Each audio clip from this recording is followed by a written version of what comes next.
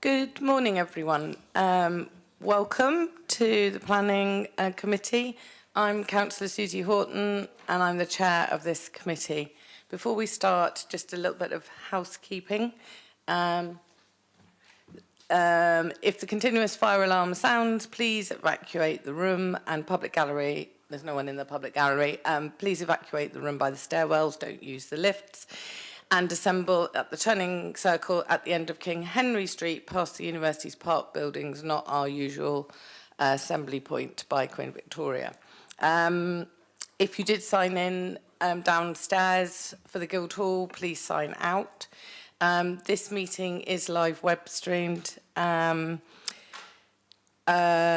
people can watch remotely if they want. If you speak, please use a microphone and you will be on camera, except those people on my right-hand side. So if you do want to be on the camera, then you need to move to any of the other seats where there's a microphone. Just a little bit about the voting. I mean, and most people have been before, but just in case you haven't, when voting, members, can you keep your hands raised clearly until the vote's being counted? And a bit about the proceedings for everyone.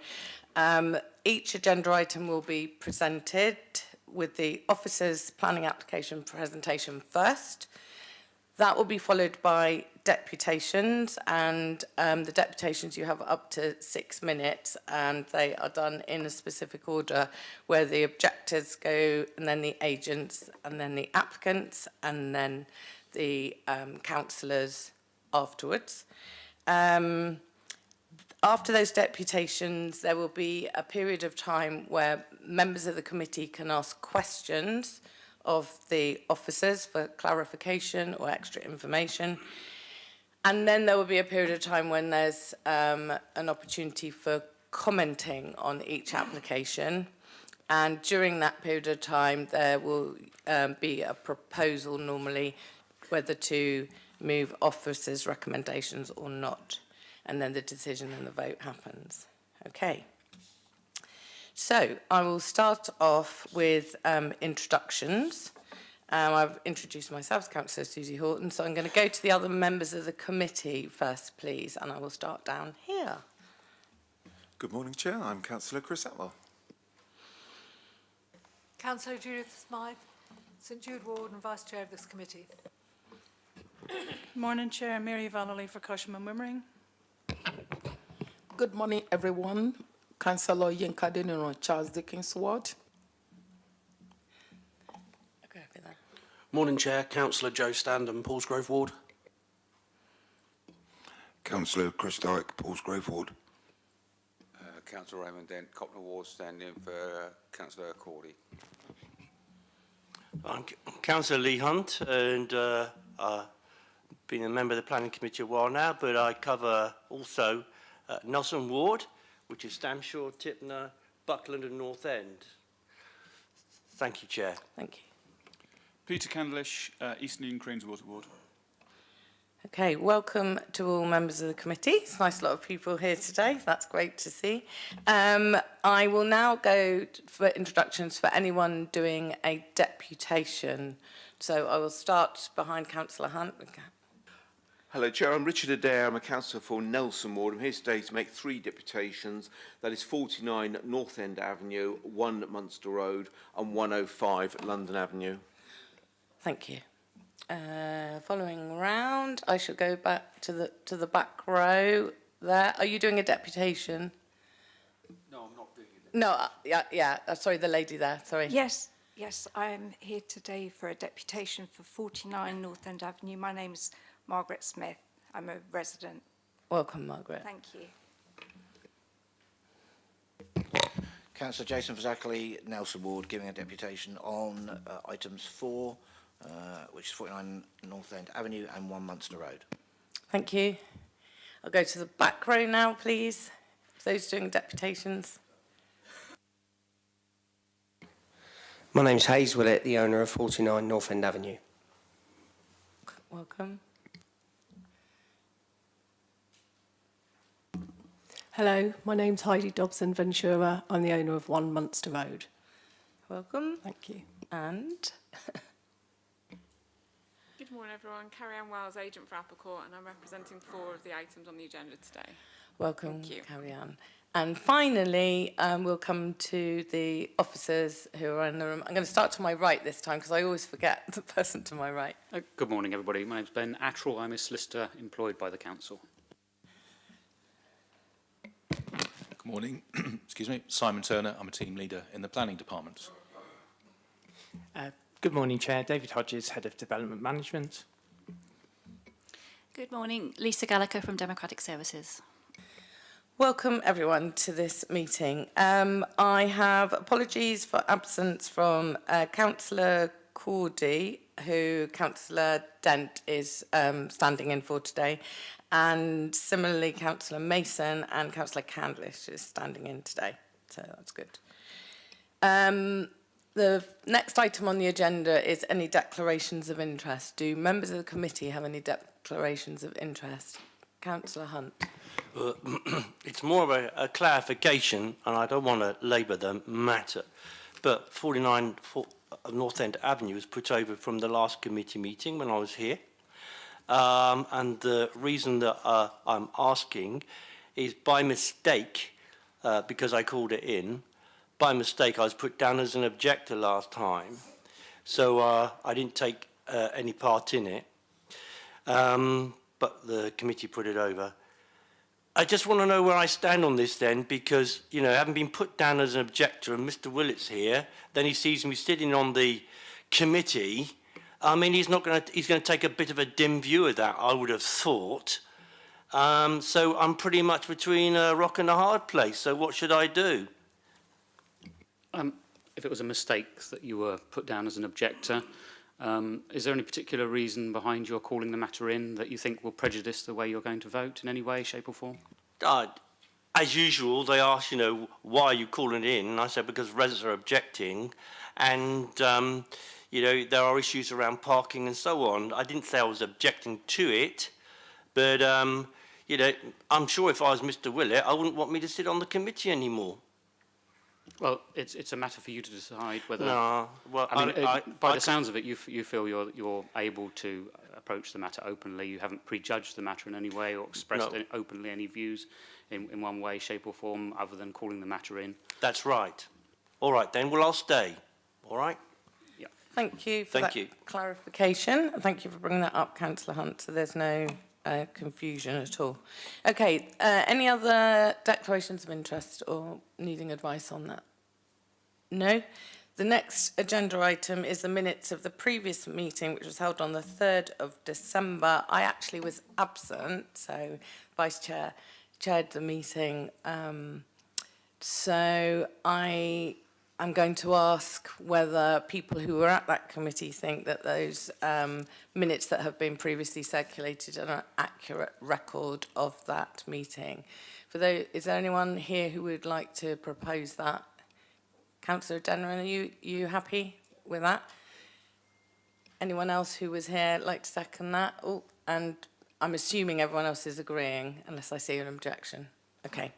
So, Councillor Smythe, you'll need to sign the minutes at the end of the meeting. Okay. Can I just check with officers around the appeals updates, which we've requested to come to here? Do you want to do that at the end, or do we want to do... Yes. Yeah, we'll do that at the end. Okay. Perfect. Okay, in which case, I believe that we are going on to item 4, which is the first substantive item, 49 North End Avenue. And over to David for presenting. Thank you, Chair. We'll just get the presentation up. Oh, perfect. Yes, so as has already been mentioned, this application was deferred from the previous meeting on the 3rd of December. Sincere apologies to Margaret Smith for the failure to notify of the previous meeting, hence why we have deferred it to today. So the application is for the change of use from a C3 dwelling house to an 8-bedroom, 8-person house of multiple occupation. So you can see the location of the property there. The site sits between the London Road and Gladys Avenue, and as you can see on the right-hand side there, a mid-terrace property with a small yard to the rear. Very typical of housing stock in the area generally. And if we move on to the one of the key issues in considering application is our test on mixed and balanced communities. So under our SPD, our test is whether there are more than 10% of the properties within a 50-metre radius are already HMOs. So as you can see in this case, we already have 4 existing HMOs within the 50-metre radius. So with approval of this application, that would bring it to 5 in 72 properties, so 6.9%, so below our 10% threshold. In terms of the alterations to the property, these will be carried out as permitted development. You can see the existing dwelling there, and its layout is very typical of the housing stock as a 3-bed property. Now, moving on, so you can see, if we go to bottom left, the rear extension, which will be added as permitted development, and then up above the dormers, which to enlarge the roof space. Just to draw attention to the SMAT, we received an amended plan yesterday. There'd been an error on the plans where they hadn't shown the window to the utility in the roof space. So looking at that bottom left elevation, that's the right-hand side window on the second floor, so just a bit further on that one.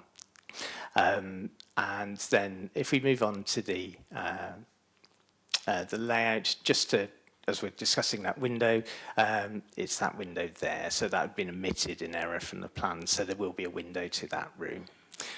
Looking at the layout, this is fairly common for what we see in some of these HMO conversions, so 2 bedrooms to the front with en suites, the combined kitchen living space behind, and then a further room in the rear extension that will be built, again another ensuite room.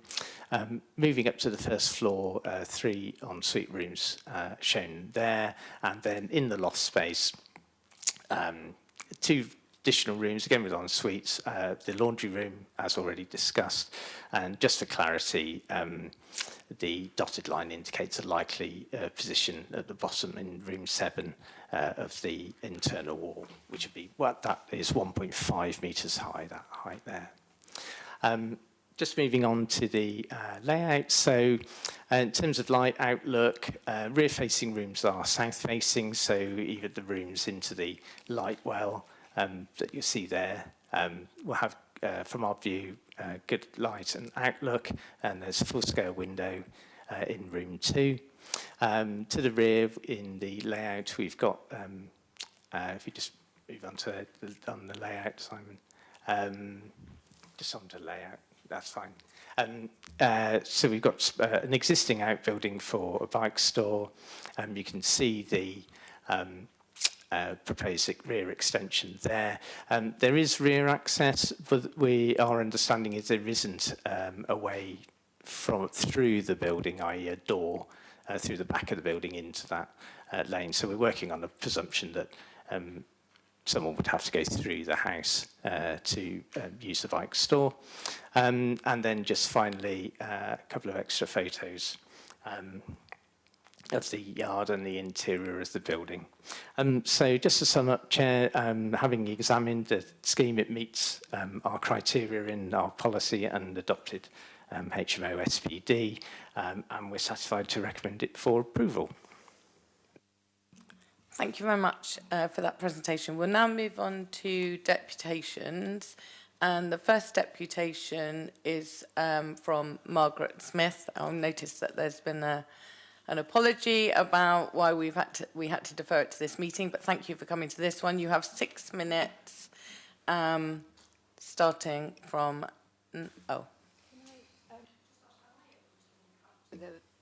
My PowerPoint as well. Could I link up like that? You know, like we just had the PowerPoint shown. So I've got some visuals. If I can't, can I give out some packs I've printed for people to look at? Yeah. I'm just going to take some advice on the tech. I'm just... Yeah. I think we'd have to have it emailed to members because the officer's laptop is connected to the screen. So I think the tech's not going to allow that. I'm quite happy for something to be circulated. We can have that. That's happened before, hasn't it?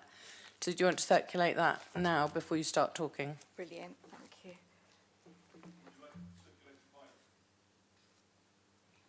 Thank you.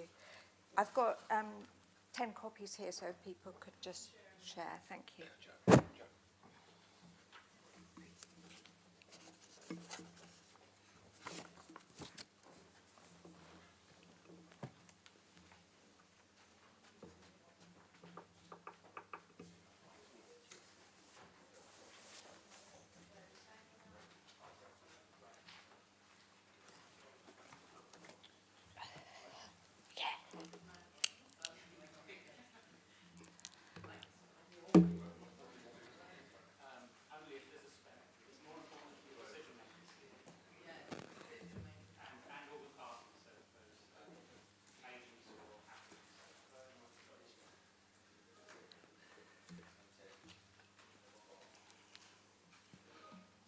Okay, are we ready to... Would you prefer that everyone's had time to look through it, or do you want to start talking to it? I think it's okay. I'm going to, I'll refer to it during my 6 minutes. 6 minutes. Okay, starting now. So thank you very much. I appreciate the opportunity to be here today, and thank you for making that possible. I've already met Jay and Hayes, who visited me on Monday, and they gave a lot of reassurance about the build process, soundproofing, and their contactability as owners and so on, which is great.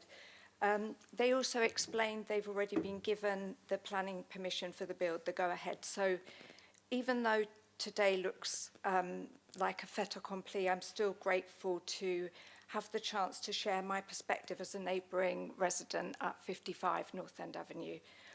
I've lived in this house for the last quarter of a century. 3 daughters have grown up, many of their friends also living in the street. Times change, that's normal. And also I'm not against HMOs. I have a 5-bed HMO next door, 57, and it's excellent.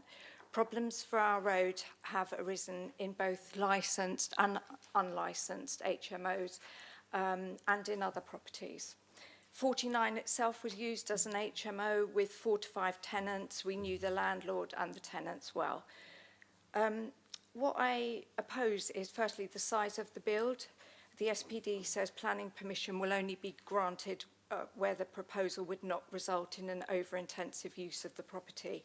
49 is a smaller house than some others where 8-bed HMOs have been built, and the SPD also says the number of bedrooms is to be considered in terms of the impact, and I feel it is a material increase. Secondly, I find the way the process can fast-track applications through the nothing to declare channel as permitted development is a bit worrying that this is normalised as the way things are done here. So I'll talk to the current plan, but first there are 2 other experiences which have raised my level of concern with the current application. My first experience with Applecore was in 2022 when they applied on behalf of a client to put an HMO next door to my home, which would have sandwiched me. And despite this being very clearly not allowed in the SPD, I find this worrying. Secondly, a similar HMO conversion undertaken by Applecore in 2023 in our road at 44, and this is completely different builders from Jay and Hayes, causes concern. The roof dormer plan that was included in the proposed plan came in at just within permitted development, 39.96 out of 40% increase, but in the actual build, and again, this could have been not Applecore, that could have been done subsequently to the plan being approved, but the roof extension considerably exceeded that shown in the plans. Since this build, the wall in the side is showing cracks which keep growing. 44 is connected back to 42 by an arched passageway, which the roof extension appears to be putting too much weight on. And as well as the cracks, the internal structure of 42 now is apparently showing signs of pressure, which building inspection have come to visit. So on to the current application for 49 North End Avenue. I believe the property here too will not support the proposed roof and rear extensions. My house is the mirror image of 49, and I know many of the other houses in the row as well. When I first looked at the plans, I immediately saw numerous inaccuracies and omissions in the existing and proposed drawings. And like when I spoke to Jay and Hayes, they said they'd be able to offer reassurance today as to some of those. So I believe even with the extensive internal remodelling that's referred to in the report for this meeting, the actual increase will increase PD, as in 44, and impact on neighbours and residents alike. 2 bedrooms, a water tank and a laundry room on the 3rd floor, where at the back of the loft, I'm 5'2", and I can currently touch the highest point of the ceiling in the roof. The ground rear extension also would be impossible to achieve within the allowed height without compromising the drainage and the sewage which runs underneath. In our houses, there are several drops in height on the ground and 1st floor, which have been glossed in the plans by not showing the existing side section. And this would make the proposed plan unachievable, as you would, at the rear, need simultaneously to lower the ceiling and raise the floor. So in the pack that I've given, on the first page, you can see that the roof, the plan of the existing roof makes that roof look bigger than the actual reality is. The picture's like very shallow on our particular row of terraces. And then on the second page of the pack,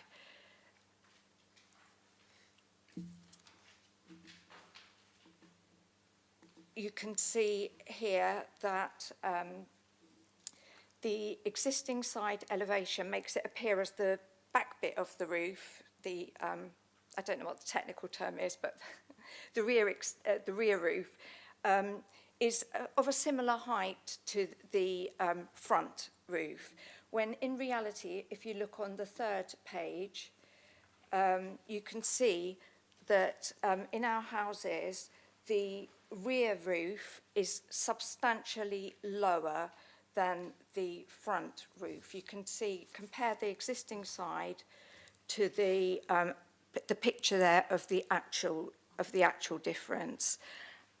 And can I ask you to start bringing your comments to a close? Yeah. You've actually just gone over the 6 minutes, sorry. but if you want to finish the point that you're making, that would be good. I am just about to finish. That would be great, thank you. And so and then on the next slide, the rear elevation that was shown in the by the officer, in that picture, you can see that the dormer would have to actually be substantially higher than what's shown there. It comes right up to the roof level. And that window, as it's shown, it's not about the laundry window not being there, but the window on the rear extension would be much, that would be impossible, as in that picture.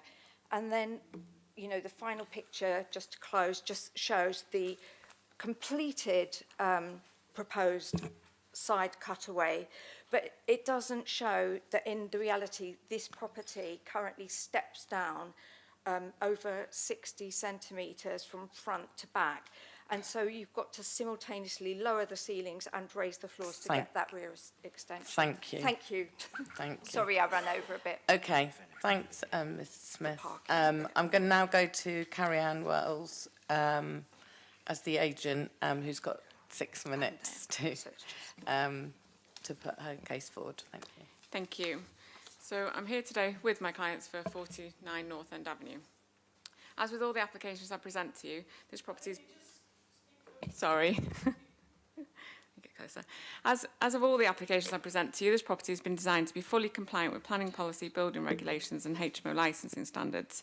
All the 8 bedrooms in this property range from 10.8 to 15.7 square metres, all exceeding the minimum space requirements and all benefiting from good natural light and ventilation. The required communal space for occupiers, as you all know, is 22.5, and this property comfortably exceeds that requirement, providing a well-proportioned and fully usable shared living space. In addition, there's going to be a spacious laundry room. We've recently added a window to this for ventilation to allow tenants a spacious area in which to dry their clothes, which we find tenants like this in our properties. The proposal includes a rear extension and loft conversion, both of which have been designed to fall within the permitted development rights. As the officer has stated, the HMOs within this 50-metre radius total 6.9%, so there's no breach of the 10% threshold, and the proposal is fully compliant with the HMO SPD. Secure storage will be located at the rear of the property. I note the officer says there's no door within the existing outbuilding to allow rear access for cycles, but door will be added to the rear of the existing outbuilding to allow easier access for cycles for those tenants that use cycles as a method of transport. There are no objections from highways, and the property is in a sustainable location with good access to services and public transport. The application is fully compliant with PCS 17, PCS 20 and PCS 23 of the local plan, and also complies with the Housing Multiple Occupation Supplementary Planning document. I wanted to pick up a couple of concerns from Margaret. We have been back and checked the measurements, and the clients have also checked the measurements, and we're confident in the measurements that we've provided. I also want to say that the planning officers have been to a few of our properties post-build and checked measurements as well, and verified measurements previously. Again, as I think you've had these conversations with the owner, you know that these are experienced landlords, and they're really committed to be able to provide the tenants a great home, and also you as neighbours a good experience with being able to contact if there's an issue. So I hope that gives you some reassurance. And then at 44 North End Road, I'm really sorry that that experience happened to you, but we were just architects for that property. We weren't involved in the property. We weren't involved in the project management or the build. These guys built their own, so it won't be those builders. But building control would have actually checked that throughout the way, so hopefully everything is okay. They would have checked it, certain the steel's going in, etc. And I think that's it. Thank you all for listening. Thank you very much, Carrie-Anne. Okay, so the next deputation is from Mr. Willett, who's the applicant. You have 6 minutes starting now. Thank you very much. Morning all, Chair, and thanks to members of the committee for letting me speak. Firstly, I would like to take the opportunity to speak today, as also I'd like to thank all the parties for their contribution. As I hope is clear from evidence presented today that this property is fully compliant within the council guidelines. The proposed layout provides well-proportioned rooms throughout, no confined or undersized spaces. In addition, the property includes a separate laundry room, allowing residents to enjoy the communal areas without disturbance from washing machine or tumble dryers. This development will be delivered to a very high standard. We recently completed another project in Portsmouth City. Portsmouth City Council licensing officers described it as one of the highest quality developments that they had ever visited, and expressed how pleased they were with the overall finish. I visited 49 Avenue on Monday, where when we were leaving the property, I met number 55, which is Margaret. We introduced ourselves as the new owners and discussed her comments and concerns. We felt it was appropriate to address her concerns in person while on site. The discussion was very positive. Number 55 raised concerns regarding the storey heights of the building and whether the loft height was higher than shown on the approved plans. I explained we would verify this and confirm at today's committee. We did so yesterday. We subsequently inspected the entire property using a laser datum line to measure ceiling heights, all of which align precisely with the approved drawings. We have photographic and videographic evidence to support this. We also discussed potential noise transmission between the neighbouring properties. As owners, we are committed to going above and beyond for both our tenants and our neighbouring residents. To this end, we shall install sound shield boards to the party walls to adjoining of both neighbours of properties to significantly reduce the noise transmission.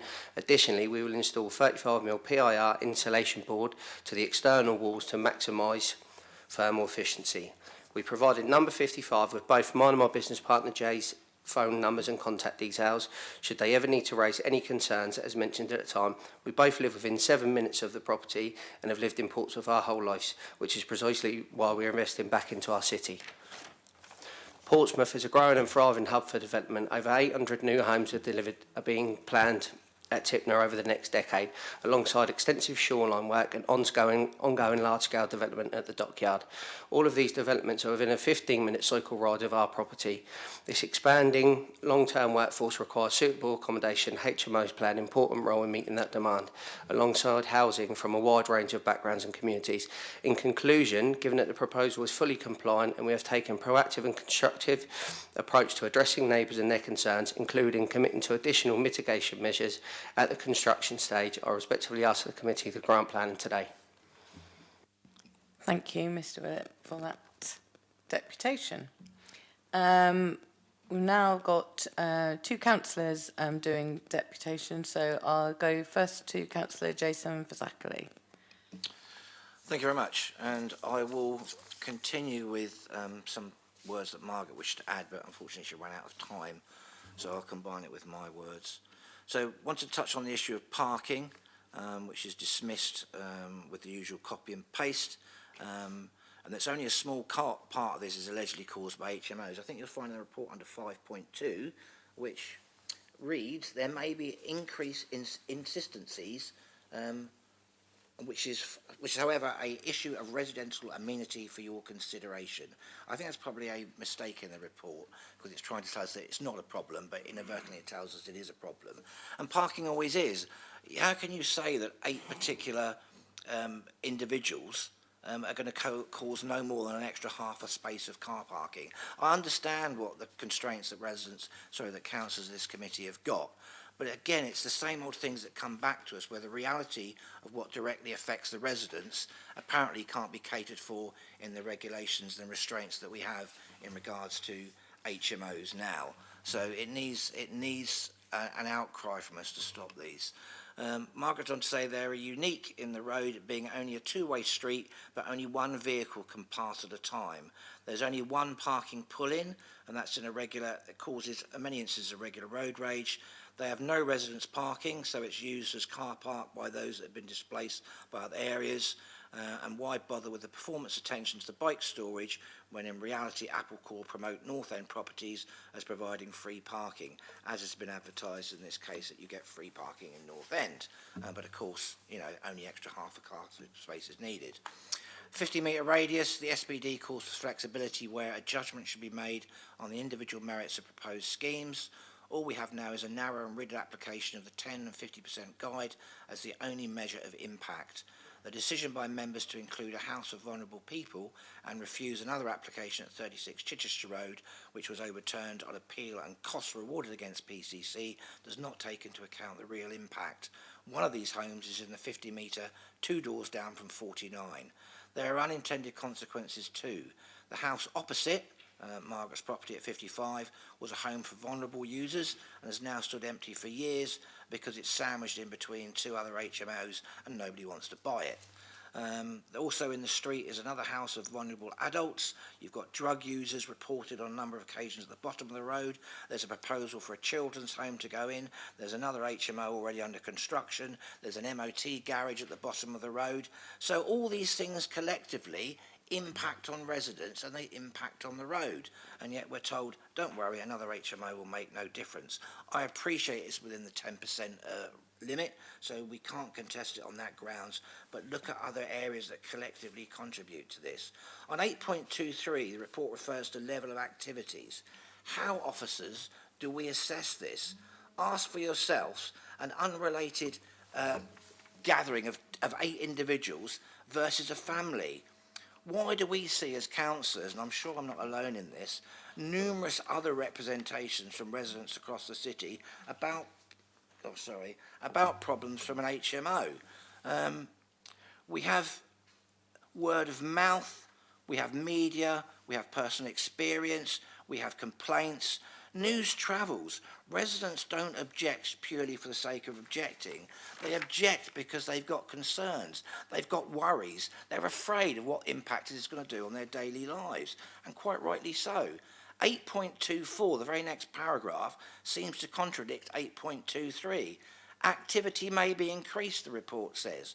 Well, of course it will. The comment was written knowing this to be the case full well.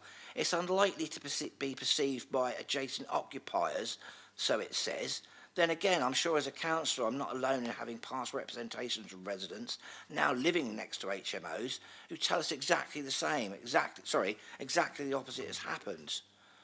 It's very difficult in 6 minutes to give a deputation, read out examples of what impact other HMOs have had across the city. Appledore know well. Carrie's been here for many cases. Yes, that's their business, I appreciate that. But as councillors, we're the ones that deal with the legacy to this. We're the ones that deal with the representations of people coming to us. There's even a group now formed within Nelson Ward of residents standing up against HMOs. Why are they doing that? Because this impacts people's lives. It's right for builders to come along, build a property, flog it off, make a load of cash from it, and then move on. I don't know these builders at all. They may well be reputable individuals. But the issue is that this is not always the case. I cannot prove it in this case, and we can only highlight it. Margaret spoke very eloquently and detailed her concerns as a resident, having lived in that road for many, many years. You've had other objections too. Sadly, not everybody feels competent to come along and give deputation to committees. But I would say, please reject this application. There are too many issues where it is going to directly impact on people. I know it's difficult for you to do that, but consider the build-up of things in these cases. That's all I've got to say, really. Thank you. And the last deputation is from Councillor Richard Adair. Thank you very much, Chair. Chair, when you become a councillor, I feel it's very easy to fall into the trap of thinking that you know best for residents. This is, of course, far, far from the case, because you're there as their advocates. You are there to be their voice, to express their fears, express their concerns.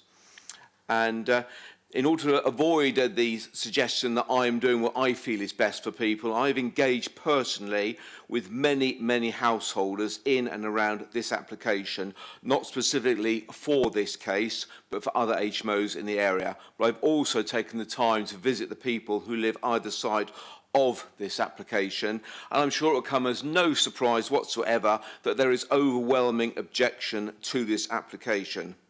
Many residents spoke of what they see as the relentless spread of HMOs, which they feel are changing the character of their area, the area in which they've invested all their life savings, where they've brought up families, and where they probably want to spend the rest of their life. They describe this area as a friendly area, full of family homes where people knew each other. There was a complete spirit of a community, and they feel that HMOs are changing the area. They feel that family homes are being irreversibly changed, and they will never go back to what they were. But as has already been touched on in the last deputation, the one issue which was raised time and time again, and I'm sure it will come as no surprise to say, and that is parking. This area is in what I would call the Gladys Avenue triangles. It's bounded on one side by Gladys Avenue and on the other by London Road. There are numerous roads which run east to west across the road, and Gladys Avenue is a very busy road, as I'm sure we all know. It is also a bus route, and in order to facilitate safe turnings out of the junctions, there are extensive W lines either side of the roads which run east to west. This, of course, greatly reduces the available parking spaces.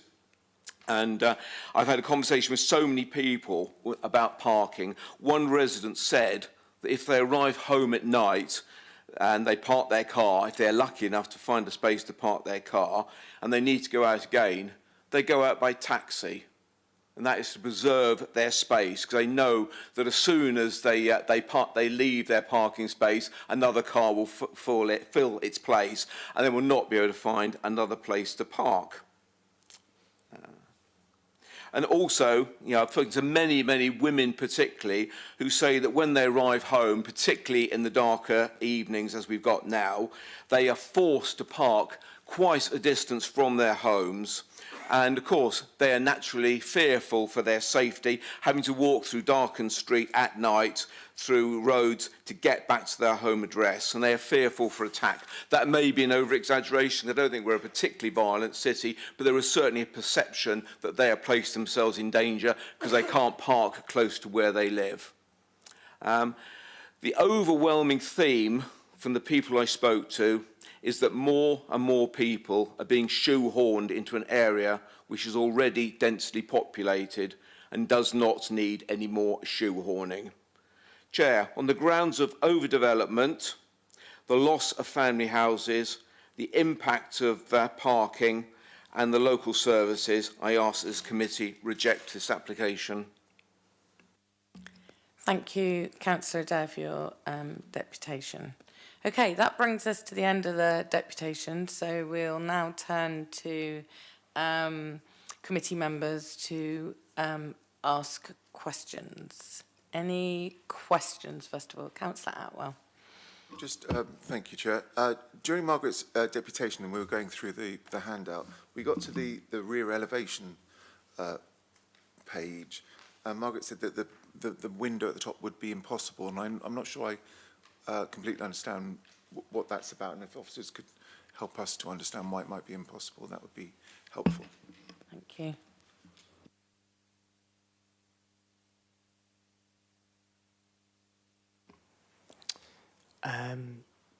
So here's the rear elevations. I'm unclear which window would be impossible.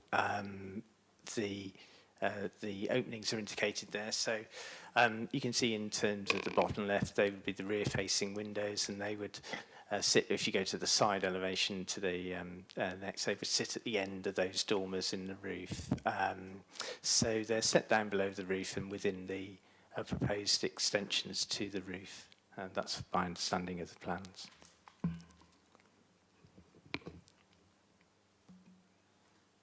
Do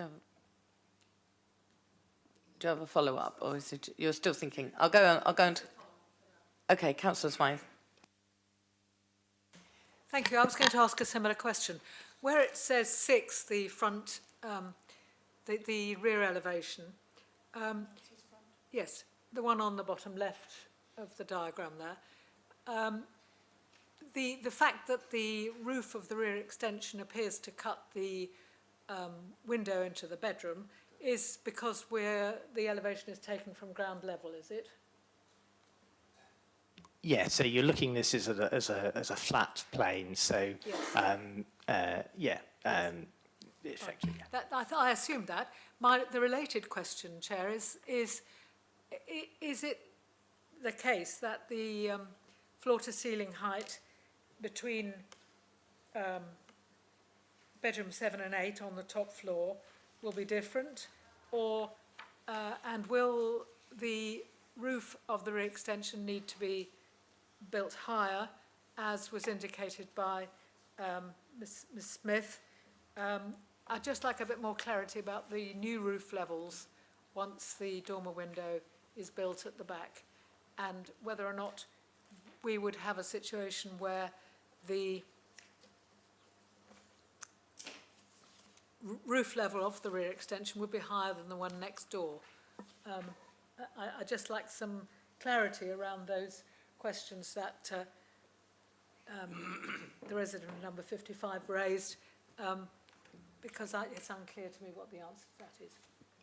Yeah, sure. So in order to be permitted development, the roof extensions have to extend from the existing roof, so they don't involve raising the rear ridge line that you can see in the bottom left. So the boxes are built into the existing roof space. Now, in terms of delivering internal ceiling height, so there's a cross-section, I think it's actually in the back of the handout given out, which shows the minimum ceiling heights that you would got. It's not unusual in these schemes that we see they take the buildings back to brick and actually redo the internal floor areas to fit those heights in. And so they'd need to comply with building regs in those in that regard. It's building reg matter, but you can see from the indicated plans that it will comply with those necessary cross-sections to get the additional head height. The only place where there's a partially sloping head height would be in the front loft conversion, where the existing front roof is retained. I can see that Carrie-Anne is indicating that she might be able to help. Are members happy for me to go to Carrie-Anne to see whether she can give us some information that would... Chair. Yeah. Could I just intervene? I apologise. I'm deputising for Councillor Mason today. and I failed to say at the beginning of the meeting that for 30 minutes I'm going to have to duck out. I had hoped to do it at the end of this article, but I'm now reaching the moment when I need to duck out, so I'm going to have to leave the meeting for 30 minutes. My apologies. Thank you. Members happy for Carrie-Anne to explain? It might help clarity. Okay.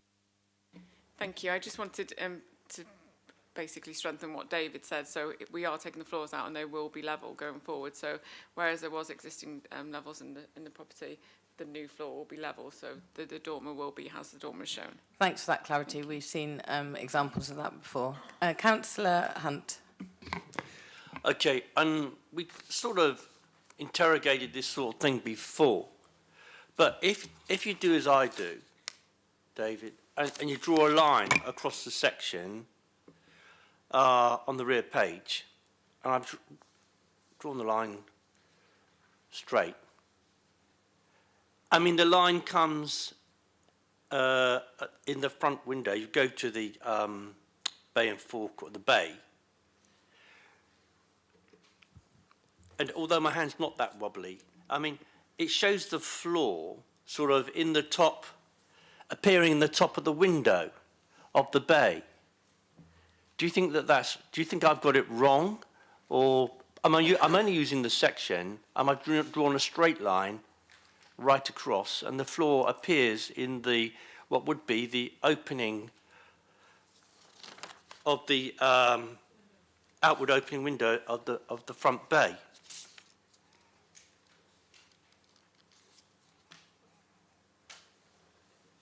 So that when you looked into the window, you would see what would appear to be a floor. And I've driven a straight line, and even if I move it just a little bit. I mean, is that the case? Well, first is, it's not a planning matter because you're considering the change of use, not the internal alterations. Internal alterations don't need planning permission. Second is, no, because of the ceiling height, it'll come down, it'll be lower in that front room, but it won't, in effect, sit across those windows, so be visible. But it, again, as I say, it's an internal alteration, which we don't control through this process, only the use of the property. Sure, if I may, just one with that point. Yeah. But if you can see it from the outside, I don't think you can. And looking in, I mean, it would be altering the visual amenities, although, you know, peering into people's windows is not something I generally do. But you would see it, even if it was even if the floor dropped down inside the room and was built up. And not only that, it would be a planning matter, I think, because it would restrict the light going into the room, into the new room. I just want, I may well be completely wrong, but I just wanted to get some clarification around it because that's how it's sitting in my mind at the moment. Yes, I hadn't put the cross-section in the presentation, as we don't normally go into this sort of granular detail. Blowing up the cross-section, what you can see is when the floor's changed in size, so it's dropped internally from the Victorian ceiling height, it comes at the top of that window. So, in effect, what you'd have is a window going to the ceiling height of that room inside. So that's not unusual. It's not unusual to have a window extending up to the ceiling height of the room. So I think what you're suggesting is your fear is you would kind of see the structure of a floor running through the window itself, but you won't. It's at the top of the window level. Am I allowed to say anything? It would absolutely need to come down into the room, so below the level of the top of the window, because the windows absolutely reach the ceiling. Sorry, am I not allowed to talk? I'm just worried that if we go to an open conversation that we'll lose the structure of the meeting. So we'll try and, I'm sure people will understand your concerns and pick up some questions on your behalf, but unfortunately we can't.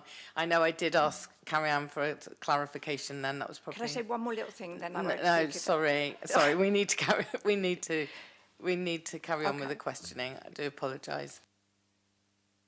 Okay, are there any further questions on this?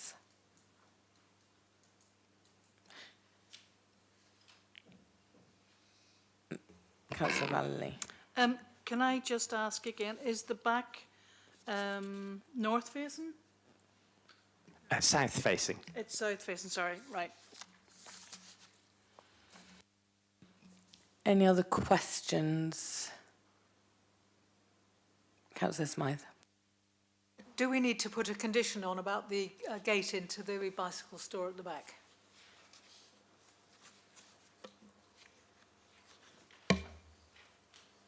I'm sure we could, if we wanted to, and we've had reassurance, but I can't see that there's quite a few conditions already, so I think that might be a sensible addition.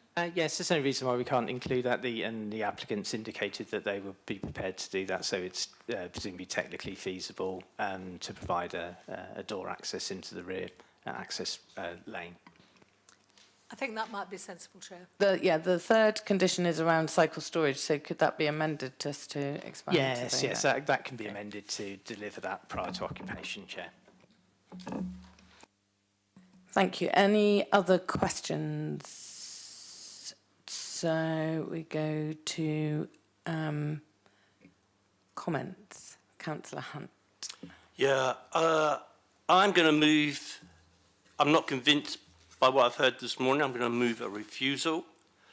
And the reason for the refusal on parking has been described by Councillor Dare and Councillor Fazakerley. And on the parking, the first thing I would say is that the proposal, by reason of the increased parking demand associated with the change of use, would fail to make provision for car parking in accordance with requirements of the Council's adopted parking standards. I won't labour the point, it's on the SMAT, gents, so I've taken it straight out there. And that's that one. Secondly, there's an overdevelopment of the property by adding numerous rooms on a small restricted site in a densely residential area out of character with nearby homes. And thirdly, that the internal alterations will have an adverse impact on light going into the front room and create an unattractive element in the Victorian street scene along North End Avenue. That's my proposal, all right? So it's on the table. I have made it quite clear, gentlemen. I hope I don't have to repeat it again later on. Having said that, you know, the cumulative impact of HMOs in an area is having a detrimental impact on the quality of life in not just here, but across the city. And the reason for these HMOs, before we all get jumped on, is that the government has not built sufficient homes. And this is important to tease out because it impacts our HMO policy, and it's why we have a 10% rule. And in this case, the 10% rule is not exceeded. But the problem is we're cramming more and more people into densely residential areas, which has been described earlier on today. So, you know, for those reasons and the loss of family homes constantly, and we heard from Mr. Willett how we're building 800 homes at Tipner, so we're trying to redress the balance and doing our level best, but we need a whole lot more help yet. HMOs are not the answer, quite frankly. I mean, a little while ago, they'd have been called professional rooms or bedsits or whatnot. So these class uses have been brought in initially, I think, to control them. But what we've seen is a proliferation of HMOs as an answer to the lack of housing supply. Thank you, Chair, for that. Thank you, Councillor Hunt. Councillor Smythe. I'd like to recommend to approve this application. It fits in with our mixed and balanced community policy in that there aren't an excessive number over the 10% in the radius. I took assurance about the levels of the ceiling and the roof and the fact that there won't be any effect on the ceiling in the there won't be a sloping ceiling in the front room, and indeed the ceiling heights in the top of the building are sufficient to pass by building regulations. the cycle storage is there, the light into the light well at the back is there. I see no reason for, the inspector doesn't uphold refusals that we do, which claim that there isn't enough parking, and there is indeed. In fact, the inspector has, on previous applications, commented very clearly that it's very accessible area by public transport, very sustainable. So I'd like to move an approval of this application. It seems to me in many ways very straightforward. Just also to note that the permitted development extensions are clearly permitted development extensions, and they're not things that we are making decisions on today. And so whatever we might feel about those, they're beyond the scope of this committee. So I would like to move approval conditionally, and I'd like to move that we do amend that condition on cycles to insist on the back access, because that's clearly an advantage to residents who don't have to put their bicycles through the kitchen. Thank you, Chair. Thank you, Councillor Smythe. Councillor Atwell was next. Thank you, Chair. I'd like to be consistent in my approach to these things, in that I can't vote in favour of a planning application that doesn't reach our standards. So it doesn't meet our standards, parking standards. It doesn't meet our parking standards. So parking standards, I'm so sorry. No, sorry. So I shall second Councillor Hunt's proposal to refuse. I'm certainly not going to be a part of the decision-making that makes the parking situation that's already dire even worse. Thank you, Councillor Atwell. Are there any other comments or a seconder for Councillor Smythe's proposal? Yeah, it's just a comment, Chair. It does seem that we don't take any notice of our residents. These are the people that actually voted us in. And it does seem a bit awkward when we're getting so many objections against HMOs, and particularly this one, that we are taking absolutely no notice whatsoever of our residents. Just a point of clarification, I just moved a refusal. Yes, I just realised I've got to come back to it. Yes. But also having just seconded Councillor Hunt's refusal, of course, but our job here is not... I was about to clarify we've had what this our conversation before. Public opinion is not the purpose of the committee. We have to make decisions based on the material planning. Thank you. I was just going to remind members that all our decisions... That, but say I get emails on a regular basis, so I know. I need to say these things. Can I just clarify this? There was a couple of things that came up in deputations, and people can say what they want in deputations, and there was allusions to the type of person that lives there. We've been through this before in planning committee. We are not here to judge who lives in an HMO, although if people doing a deputation may raise that. When we're a member of the committee, we have to work within planning considerations, which is and not just to raise the fact that public opinion is of something. We have a duty on this committee to actually give reasons for either supporting officers' recommendations or not, based on planning considerations. Thank you. Do I need, as the first one seconded, do we could do that first? Do we? Yeah.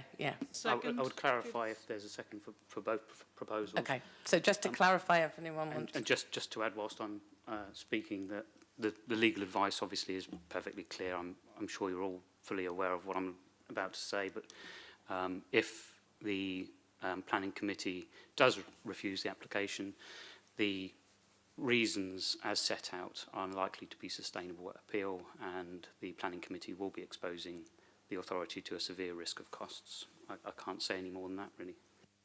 Thank you. So, Councillor Vallely. I'd like to second Councillor Smythe's proposal, please. Okay. Thank you. So we have a proposal in front of us from which was seconded first from Councillor Hunt to not support officers' recommendations, to object. He outlined parking, overdevelopment, the impact of the alterations rather than the actual alterations, the impact, and citing a loss of light and affecting the street scene. You also mentioned loss of family homes. So I believe all of those are planning considerations. No, it's a Okay. short answer, Chair. So the planning application before you is a planning application for a change of use of the property, not for the alterations to the property. So if the reasons for refusal refer to the nature of the impact of the changes to the property, that suggests the committee hasn't even understood what the application's about. So that's a clear failing by the committee in its decision-making process. I'm going to emphasise that we go into a great deal of detail in the report about the parking issues and the lack of our ability to defend the reasons for refusal. We're rating a number of appeal decisions made on this bounds before, which we have no confidence at all of our ability to win and the likelihood of costs being awarded, as your legal advice has already said. But as a fundamental point, the alterations to the property are not before you. So a reason for refusal on that ground, and also on the family housing ground, we've addressed that, is also in the report. So there is not a policy to protect family housing for its own sake. So the council has adopted a policy, this is your policy, to protect mixed and balanced communities in relation to the number of HMOs within a fixed radius. So that is the only test to apply. Any reason for refusal relating to the alterations, we have to recommend that you omit, Chair. That's a certain unreasonable behaviour on our part. Just for clarification, I didn't put the loss of family homes. I talked about it, but I didn't put it in. But the others, I'm quite happy, are material planning considerations. So the parking and the overdevelopment. Yes, I have heard the advice, and I just don't agree with it. Thank you. Okay, so that's what we've got before us. So I think we go to a vote now that you've been given the advice from officers and you are sticking with the parking and the overdevelopment as material planning considerations to not support. And the third one, which was the view of the, which is the alterations and how they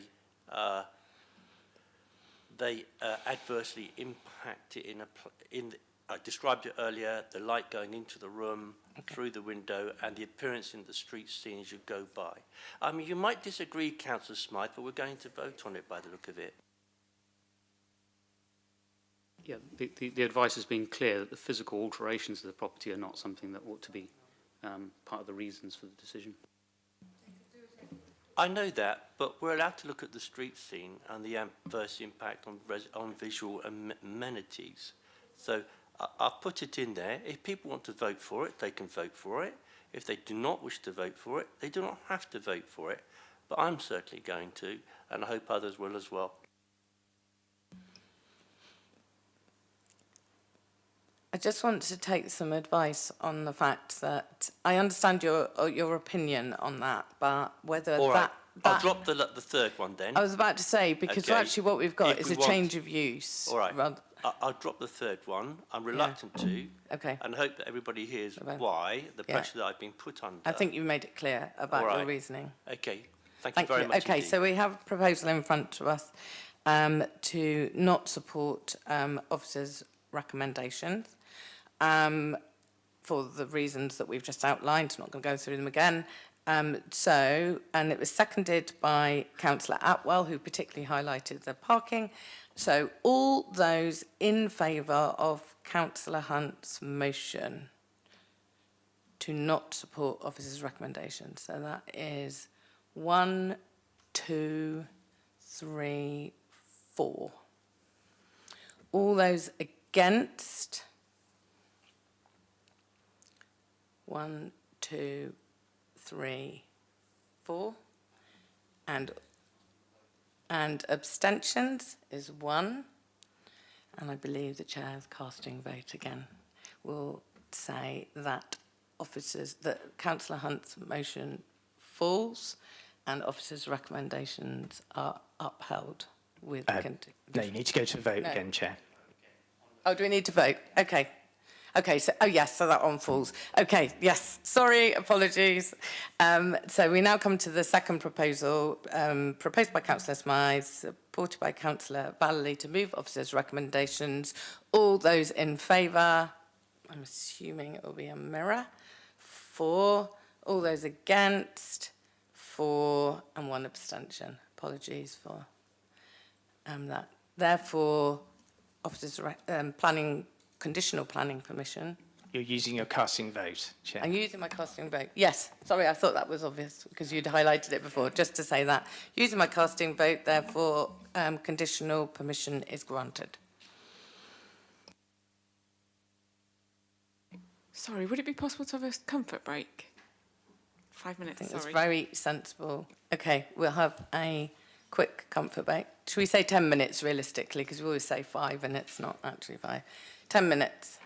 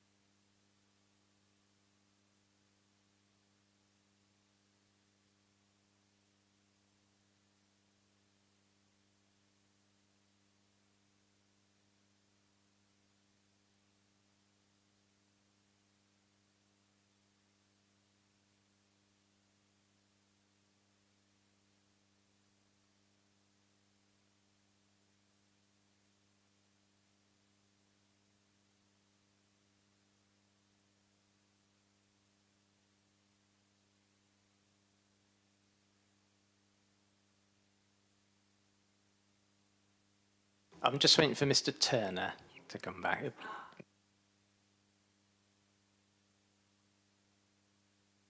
He's working the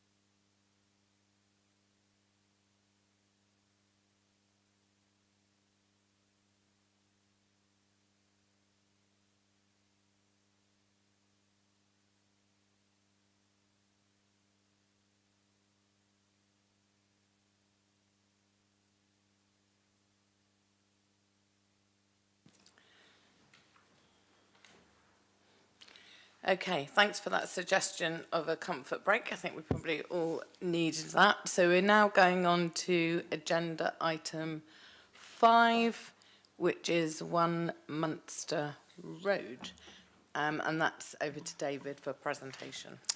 Yes, thank you, Chair. So this is an application for change of use of this existing C3 dwelling house to a mixed use of a C4 housing multiple occupation or C3. So a flexible planning permission which would allow them to change back and forth between C4 and C3 for a period of up to 10 years. So the property is here. So members may recall recently dealing with an application for the change of use of the property. That application was refused on parking grounds. If I just direct you to the SMART, you'll see, just for clarity, we've added the full description of that previous refusal and the reason for refusal given so for clarity. That is with the planning inspectorate. We're waiting their decision. We've passed the exchange of statement stage, so it's in effect in their hands to come back to us. In the interim, the applicant has applied again, but for a smaller C4 flexible use, where the previous scheme was for a larger HMO. So again, we're 2 roads south of where we were on the previous item. So Munster Road again runs between Gladys Avenue and the London Road. Here's the layout of the property. You've got a longer rear yard in this case, so a bin's able to store it in the front forecourt. Proposed extensions to the property to facilitate the change of use. The rear extensions in there and the bikes sort of back.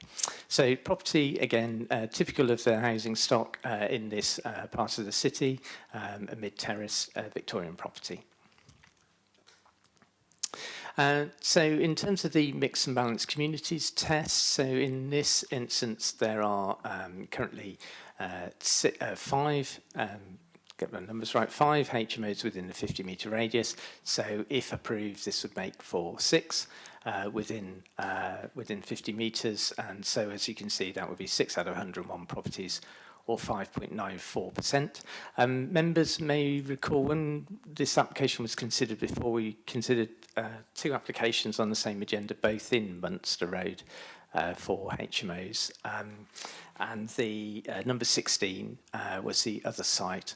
So whilst both applications were refused, no further applications have been submitted in relation to number 16 and no appeals decisions issued either. So but just for clarity, we confirmed at the previous committee that even if 16 was granted, we still wouldn't get over the 10% within the 50-metre radius.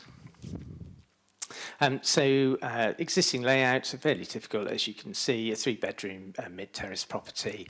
And then in terms of the elevations, Again, very typical of the housing stock in that area.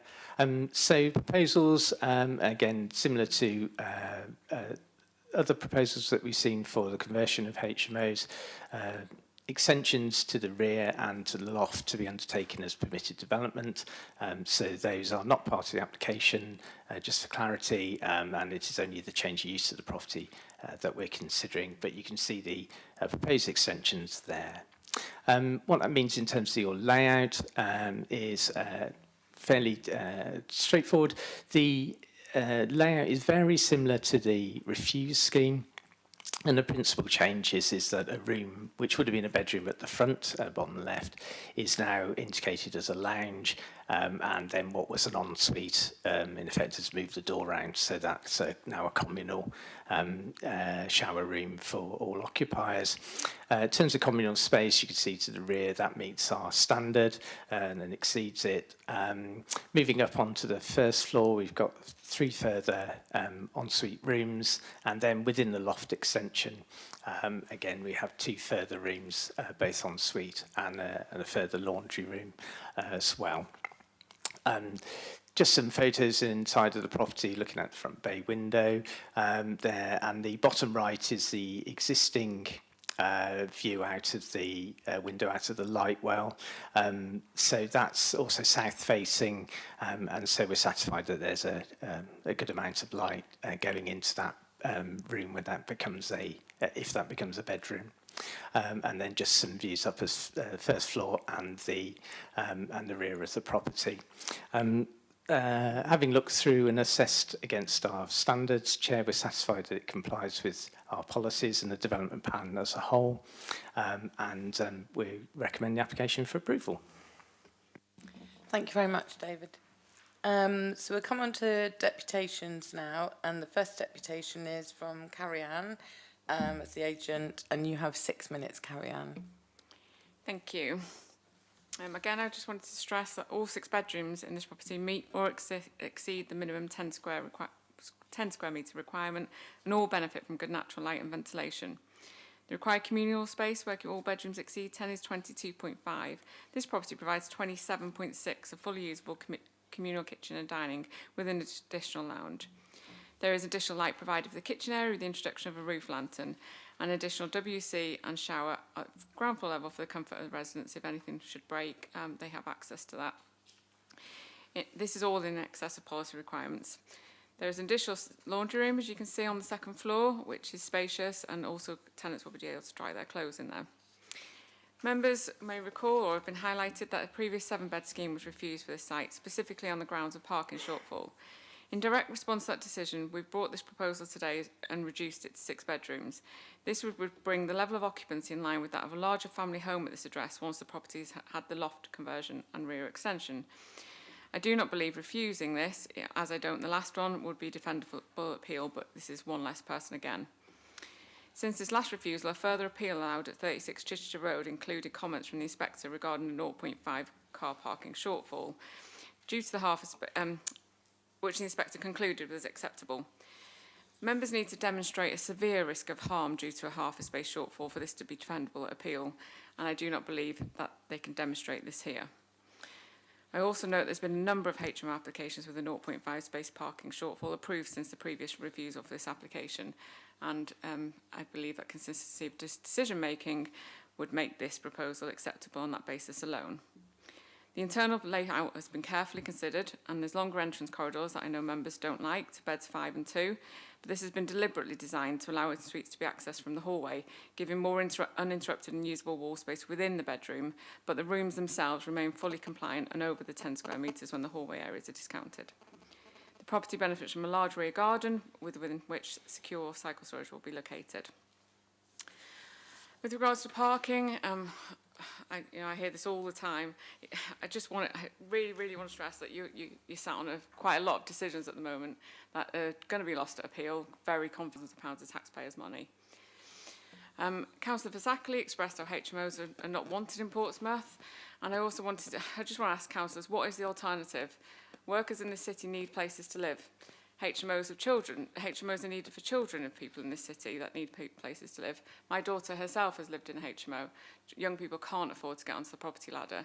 They have no, this is a perfectly adequate choice for them. It provides an all bills included option for them to live. Where else do you suggest? They play an integral part of housing professionals, and more recently I also want to stress a huge amount of tenants in the council's waiting lists. I'm talking hundreds of tenants have been housed within HMOs, not necessarily some of the ones that are not the one today, but they provide a need in this city. Everybody in the city should be able to have a roof over their heads, and they play a huge part in this. Thank you for listening. Thank you, Carrie-Anne.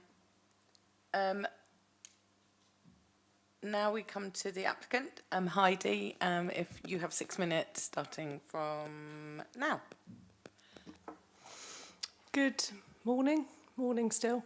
Good morning. My name is Heidi Dobson Ventura and I'm the owner of 1 Munster Road. Thank you for the opportunity to address the committee today. This application seeks permission to convert an existing 3-bedroom house into a high-quality 6-bedroom HMO, providing accommodation for 6 individuals, with every bedroom benefiting from its own private ensuite. My business partner is from Portsmouth, and we were keen to work on this house in his home city. We have 1 small buy-to-let property in South Wales, and this is our 2nd property. We are not large investors. We have invested all of our savings into this project and have worked carefully to progress the scheme properly through the planning process. Some people suggested that we commence building works prior to receiving planning permission, but we deliberately choose not to proceed with any work until consent was granted. We have invested significantly in creating a well-designed, high-quality living environment. Everything about this scheme, from the layout to the private ensuite provision, is specifically aimed at providing attractive, comfortable accommodation for working professionals in Portsmouth. It is not intended for any other type of use. We have worked hard to create a high-quality home for hard-working people in Portsmouth. There is a well-documented shortage of suitable accommodation for young professionals, and this housing shortage is not limited to families alone. The property would be self-managed by us, the owners, and we take pride in maintaining high standards. We would actively manage the property and promptly address any concerns relating to maintenance, refuse, or antisocial behaviour should they arise. Shared housing should not automatically be assumed to result in such issues. For these reasons, this is a sensible, high-quality scheme that meets an identified need in the city, and we respectfully ask the committee to support the application. Thank you for your time and consideration. Thank you for your deputation. Councillor Fazakerley has had to leave because of personal reasons, so he obviously won't be doing a deputation, so I'll go straight to Councillor Richard Adair to do his. Thank you again, Chair. Chair, it's rather difficult to give a deputation and raise separate points on an application which is only 1 street away from my previous deputation, but I will nevertheless try. I've spoken to numerous residents about this and other HMO applications. There is genuine concern that HMOs are having a material impact on the character of this area, which is described to me as largely family-based, where everyone knows their neighbour and a strong community spirit exists. 2 main issues were raised from speaking to people in the area. The one issue was number 16 Munster Road, which was an application for an HMO, which was refused. However, a lot of work was carried out under permitted development. Neighbours said that for weeks and weeks they've had to put up with 6 workers arriving in the morning, parking their cars all around, taking up valuable car parking spaces. They also describe lorries coming and going, and because the road is very narrow, the lorries that unload materials have to park in the middle of the road. There's also portable loos which are arriving and going, together with skips, and they describe this as having a detrimental effect on their amenity. The other issue which was raised, I'm sure it will come as absolutely no surprise at all, is the vexed issue of parking. the parking in this particular area, which is situated towards London Road, is particularly bad. I haven't counted exactly how many flats there are, but very next door to this application site, there is a block of flats. I went round the other night and I counted at least 12 buttons.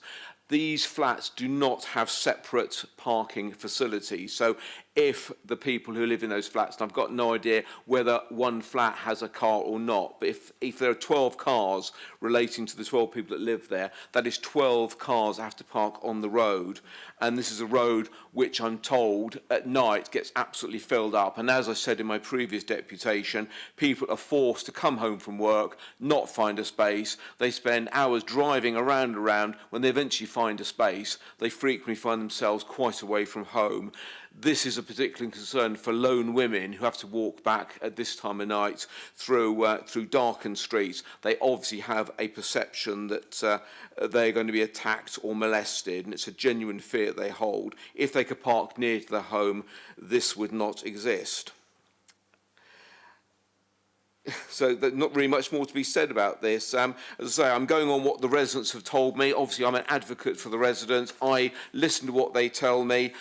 And I ask that you turn down this application on the grounds that it is an overdevelopment, it has a detrimental impact on the area, and I ask the committee to also bear in mind that if this application were allowed, then the people would have to put up with a considerable amount of inconvenience in the form of building works when they've only just had to endure one at number 16 Munster Road.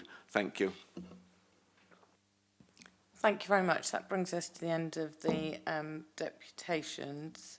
So we'll go to questions. I'm going to jump in actually on a question because I don't think I've ever had this before where we've got, I know we have to look at something in front of us and we have to judge it on its own merits, but there's an appeal going in for an alternative planning application which is materially different and on which was rejected on parking reasons, and we are often advised that that actually won't be upheld. What does this house end up as? So nothing's changed, Chair. Basically, you need to determine this application on its merits. The process with the appeal currently thing will wash itself out at some point, but you couldn't suspend dealing with this application indefinitely for PIDNs to make their decision. So you're entitled to determine the application on its merits as you see fit. It's a short answer. Yeah. Is your concern that it in some way affects what the outcome of the appeal would be? No, not as much. I just was curious as to what... So we as a planning committee need to make our decision based on what's in front of us and that the owner would have the option, presumably, of two different, if the appeal was upheld, of two different options of what they did with that house. Yes. I mean, whichever way the decision goes, you know, if today we approve the scheme, they can implement that. If their appeal is dismissed, then they've got one consent. If their appeal allowed, they've got two consents, they can implement either. But also, yeah, I think that's my point. Sorry. Yeah, no, I just, I was curious, and so I thought I'd ask the question just, and there's some newer people to the committee, and I don't remember in recent history this being the case. Okay, questions from other members of the committee. Councillor Hunt. What I want to understand is we're regularly told by the professional advisors, and indeed today Carrie-Anne has told us, that we're going to lose all these appeals when it's a half of car parking standard. I just don't understand why we're seeing this application today, which I understand from what Karen has said, that it removes the car parking shortfall, and therefore the committee is more likely to vote for it. So I don't understand the advantage if the appeal is going to come back, and according to the officers and Carrie-Anne, I think I'm just following your point, they're going to get the 7-bed, they're going to get the 7-person HMO in any event. So why push in now for 6? I mean, I don't understand it. I mean, they'd just wait, couldn't they? It wouldn't be very long. I don't think that's for us to decide, which is why I wanted to just clarify the fact that we have something in front of us and we have to assess it on its own merits. I share your thoughts, but it's not our job at the moment to be doing that. We need to look at what we've got in front of us. Okay, so are there any questions regarding the application that we have in front of us? So I just want to make one thing absolutely certain, if I would with the officers, we're allowed to use our local knowledge in planning, is that correct? Yes, you need to relate that to planning-related Yeah, sure, issues and absolutely. evidence, yes. We're allowed to use our local knowledge and talk about it. And we're also allowed to consider parking as an amenity. That's very difficult. So far, I've never seen an appeal decision that has upheld that in relation to HMOs in the city. That wasn't quite the answer to the question, though, David. You know but- that. no, but- Yeah, we are allowed to consider parking as a material planning consideration. It's a material consideration, yes, Chair. I'm going to reiterate my point. I have Yeah. never seen it upheld as a reason for refusal. Thank you. Okay, that's clear. Okay, so if there's no other questions, I'll go to comments. Councillor Smythe, I'm going to come to you first. Thank you, Chair. I'd like to propose that we approve this application subject to the conditions described and the officer's recommendation. I mean, I think however one looks at it, it would be better if even if the appeal is granted, to have a slightly smaller unit. So it would be in the councils, in all of our instincts would be to approve and hope a smaller one is built. Nice to have a lounge. I'm really enjoying the presence of the laundry rooms. I may have mentioned my own laundry room in my own house, and I think it's going to see my son and his wife in London where there's no laundry room. There's laundry festooning every single radiator, and I think a laundry room is really important in these developments, and I commend the applicant for, again, including that. So I'd like to move the recommendation of the planning officers and approve this application for a 6-person HMO. Okay, I'm going to second that now and actually just pick up on a point that you made. It is quite frequently I sit here in planning, and I know I've had conversations with people where I do feel that whilst it meets planning policy, that actually it's over-intensified. And one of the things that I rue is the shared space, the lounge. So I actually think this is a great improvement on the first one that came before us. But in and of itself, I see no reason for planning reasons to not support officers' recommendations. So I will second that. Any other comments from the committee? Councillor Hunt. Yeah, thanks for that. So forgive me for being an old cynic, but I suspect when the appeal comes back, and if they get the 7-bedroom one, they'll go for 7 bedrooms anyway. Thank you, Councillor Smythe, but I am speaking. You may not like it, but I intend to speak. And don't laugh at me, Councillor Villelli. You mightn't like it either.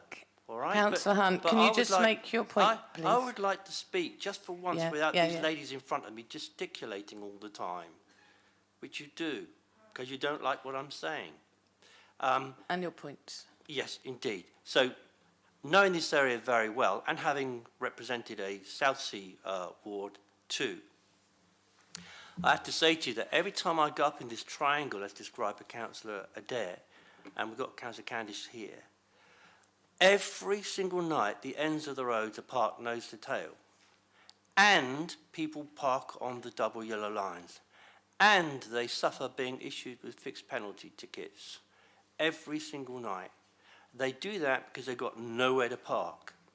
Now, we can't conjure up additional parking, but despite the words that we use in this committee and the bits of paper that we go through, this is a real issue for people in this matter today too. That they will see additional parking coming into the street. We heard that they were professional people.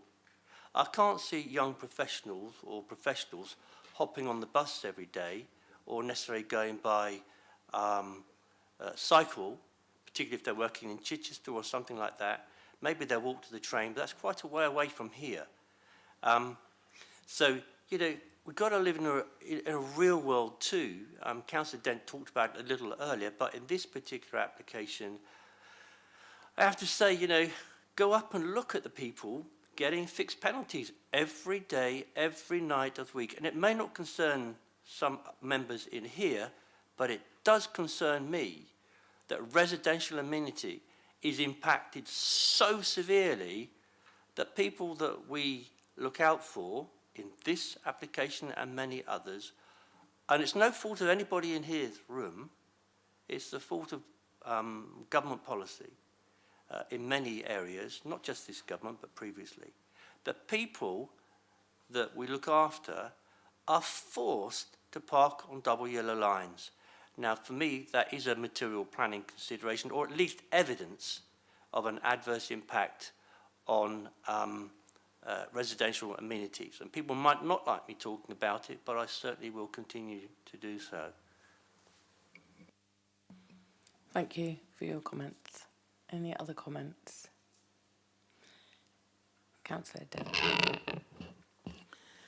I just wanted to say something to Jason. Issue of parking is not only in Nexon Ward. We all experience it across the city. Even in my own ward, at my surgery, they all come and complain about the parking issue. So it's not only what you alone are dealing with, it's everybody across the city. Yeah, I think that the comment is taken, and I think it highlights the distinction between our role as councillors and our role as members of this committee, that it has to be relevant to this. And I think Councillor Hunt made a really good explanation about why this particular area has a particular problem, which he is then linking with the planning application that we have in front of us. Okay, are there any other comments from anyone? So we have one proposal in front of us, proposed by Councillor Smythe, seconded by myself, to move officers' recommendations for conditional permission for a change of use. All those in favour? 1, 2, 3, 4, 5, I believe. All those against? 1, 2, 3, 4, and abstentions. 1 abstention. If my maths is correct, that means it's carried and officers' recommendations upheld and planning permission is granted. Okay, we move on to agenda item 6, which is 21 Fraser Road, which is another change of use from an HMO to a SUI generous. And is it you again, David? Oh, it's Turner Simon this this time. time. Simon, Mr. Turner. Over to your presentation, please.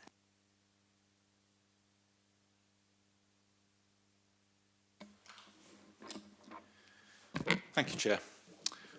This is an application at 21 Fraser Road for the change of use from a 4-bedroom, 4-person HMO to an 8-bedroom, 8-person HMO.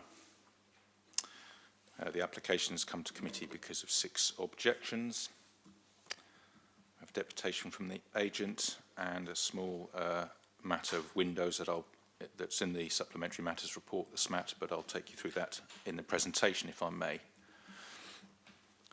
We're in the East St Thomas, part of the St Thomas ward at its eastern end, just south of Winston Churchill Avenue at its eastern end. South-facing mid-terrace house.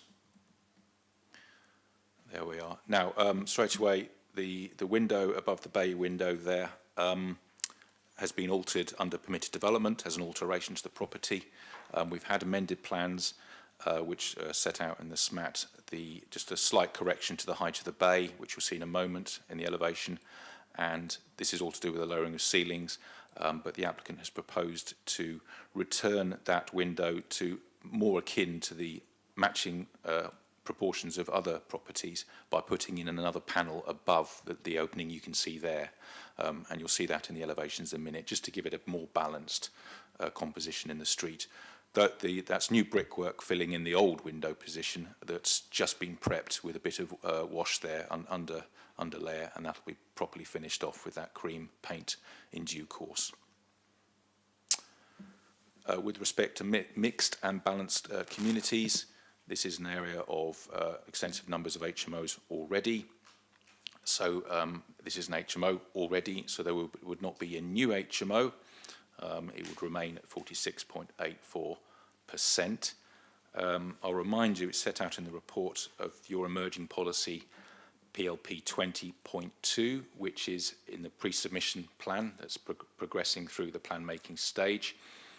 That's the new policy that sets out that an increase in occupancy of an HMO, contrary to previous adopted policy or current adopted policy, would normally be resisted by this planning authority in an area already above the 10%, like here.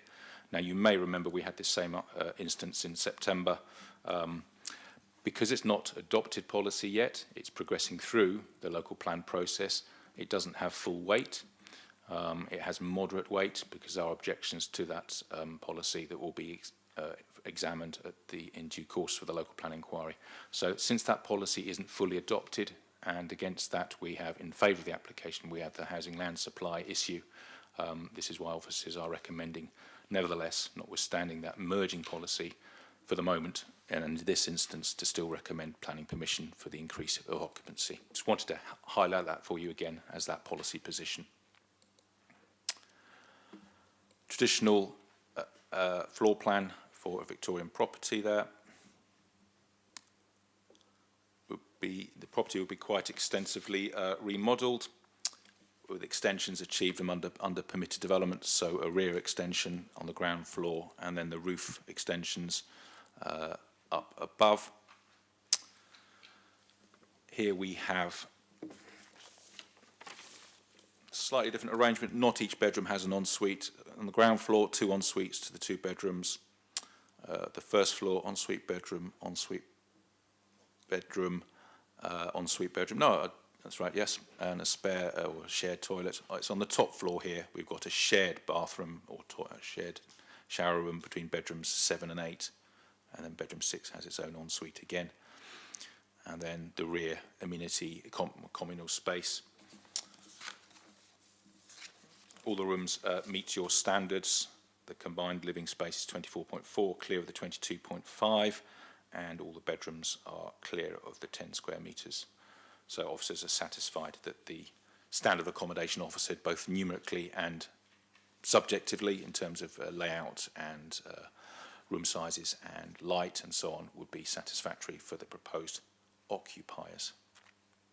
Existing elevations, proposed elevations, so there is the roof extension and the ground floor rear extension.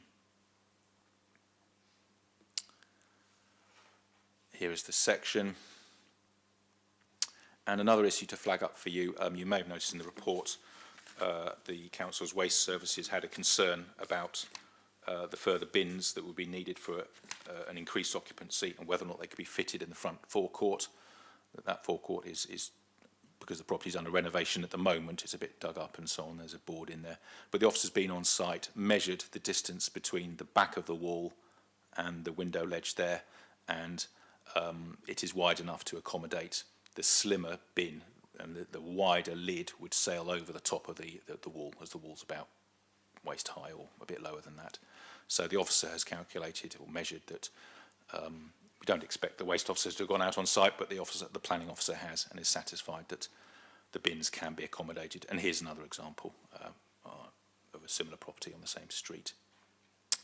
And then just some views of the current property. You can see the new roofs going in, or the ceilings, sorry, with the lower heights throughout the property. That's the existing accommodation at the rear on the ground floor that will be extended further out with that permitted development extension. And then outside, so we'd have the permitted development extension at the rear here, hasn't been done yet. You can see the light well and the garden. Thank you, Chair. Thank you, Simon. So we have one deputation on this. So it's Carrie-Anne as the agent. You have 6 minutes, Carrie-Anne. Thank you. So this is applications to change use from a 4-bed house in multiple occupation to an 8-bed house. And I'm here today on behalf of my client. Again, this property has been designed to be fully compliant with planning policy, building regs and HMO licensing standards. The property is already in lawful HMO use, and the proposal seeks to just increase the number of occupants, whilst fully upgrading the property and providing en-suites where possible, so increasing the current facilities within the property. It has recently come to our attention that there have been some changes made to the window that weren't in accordance with the drawings that we'd initially provided. We've been working with the developer and the planning officer to improve this current arrangement so it fits in more sympathetically to the street scene. We have submitted amended plans, and I hope members have seen these. All 8 bedrooms meet or exceed the minimum 10 square metre requirement, and all benefit from good natural light and ventilation. The communal space exceeds the 22.5 requirement, and it provides a fully usable shared living space. With this particular property, there's no increase in on-street parking pressure because it's located within the residence parking zone where permit numbers are capped, meaning the level of occupation cannot translate into additional parking demand. This has been clearly set out in the officer's assessment. There will be cycle storage located at the rear of the property for the benefit of tenants who choose to cycle. The application fully complies with PCS 17, PCS 20 and PCS 23 of the local plan, and also complies with the Housing Multiple Occupation Supplementary Planning document. I respectfully ask that you agree with the officer recommendation for approval today. Thank you. Thank you for your deputation. Okay, we go straight to questions. Councillor Hunt. Could we go back, please, to the front street view where we saw the front floor window? Yeah, that one. And then can we go to the, if we may, go to the one that shows the inside of that window at the front, the inside view. There was a shot, wasn't there, looking internally. That one up. Is it that one there, the top left? Yeah. Is that the window? Yes. So you said, so we're hearing evidence this morning. I haven't seen an amended plan. We're hearing evidence that we're going to get a change to make it look more in keeping with the windows nearby. And at the moment, nobody in the world could convince me that that window fits into the street scene. Looking at that top left window, what on earth is going to be done to make it look any different? Right now it's lower, so they can't go lower. It's nearly touching the bay. And to go up any higher would take it, would go up into, because once you put boards on there and you finish up all the screening and everything, you're going to be, what are you going to be able to change that is going to make any difference to the street scene that Carrie-Anne has talked about? I mean, at the moment it just looks so wrong.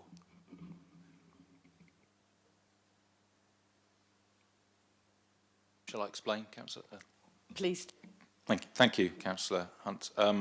You're right. So the plan that came in, I think yesterday, they're talking about the overall aperture would be increased to fit in better with the street scene, almost returning it to what it was. But as you've spotted, the upper panel that they would propose to add would have the floor behind it, the gubbins that you wouldn't see into the room. So that panel would be obscurely frosted, or a spandrel panel of some sort. So it wouldn't be a window you would see through because you've just got the joists and so on behind it. But what it would do is simply return the overall aperture of the window closer to the surrounding properties. So it's not the same as a complete original window, but it's halfway there in terms of overall appearance. And is it being taken back up to the level that it was before? It's pretty similar. If you look there, that's just, 20, 30 centimetres below the eaves. Let's go back to the photograph. So it'll be a little bit lower, I think, than it was if you look at the other ones. Pretty similar. adding a panel there. But I must emphasise again, certain alterations to a property are permitted development. We believe this, as we set out in the report, we believe this is permitted development. Indeed, but visual amenities still matter. They do, but once you're dealing with permitted development, you can't go on to assess it on those grounds. Can I just extend the point that Councillor Hunt has made? I've got two questions, really. One is, I think I'm right in saying that there's almost like going to be a fake window from the outside with stuff behind it. So will that fake window match the alignment of the windows along that road?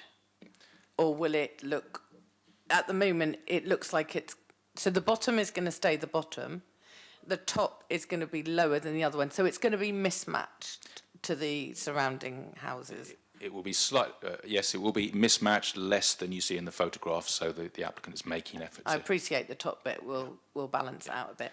Second question for me, no, I think it's a comment about the light in the room, but rather than a question. Okay, any other questions? Councillor Smythe. And then I was going to ask a question about the light into that room. Is that adequate, given its the size and shape of the room? Thank you, Councillor. It's the property faces south-southwest or southwest, so although that's clearly smaller, then that is the aperture that would receive light into the room. So clearly that's smaller than the other windows, but being south-facing, I would have thought that would receive a reasonable amount of light. Councillor Smythe, you've got a follow-up. And given that it's a south-facing house with this, is there sufficient light going into the bedroom at the back of the house? Yes. And is it a large enough window? That's a pretty good sized window, I'd say. Yes, that's it is. retention of the existing in the back there, in the light well, and then we have. Yes, it is. Thank you. That's that window there. Councillor Candlish. My question was the one that was asked as the supplementary. Councillor Hunt. I want to tease this more. So, may I ask, so will there be a sandstone type sill or concrete sill going back in that looks like its neighbours and all up round the side and everything? Do you know? And will the width be the same as its neighbours? It's hard to be sure because the full details aren't provided on the plans, the full architectural details, but none's been indicated, Councillor, and judging by the existing one, I would have thought not.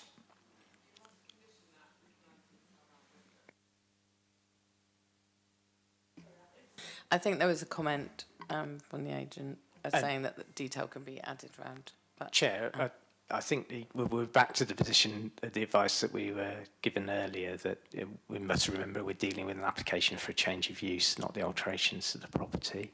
And the alterations to the property don't require planning permission. So the applicant can hear you and they may choose to go and do it.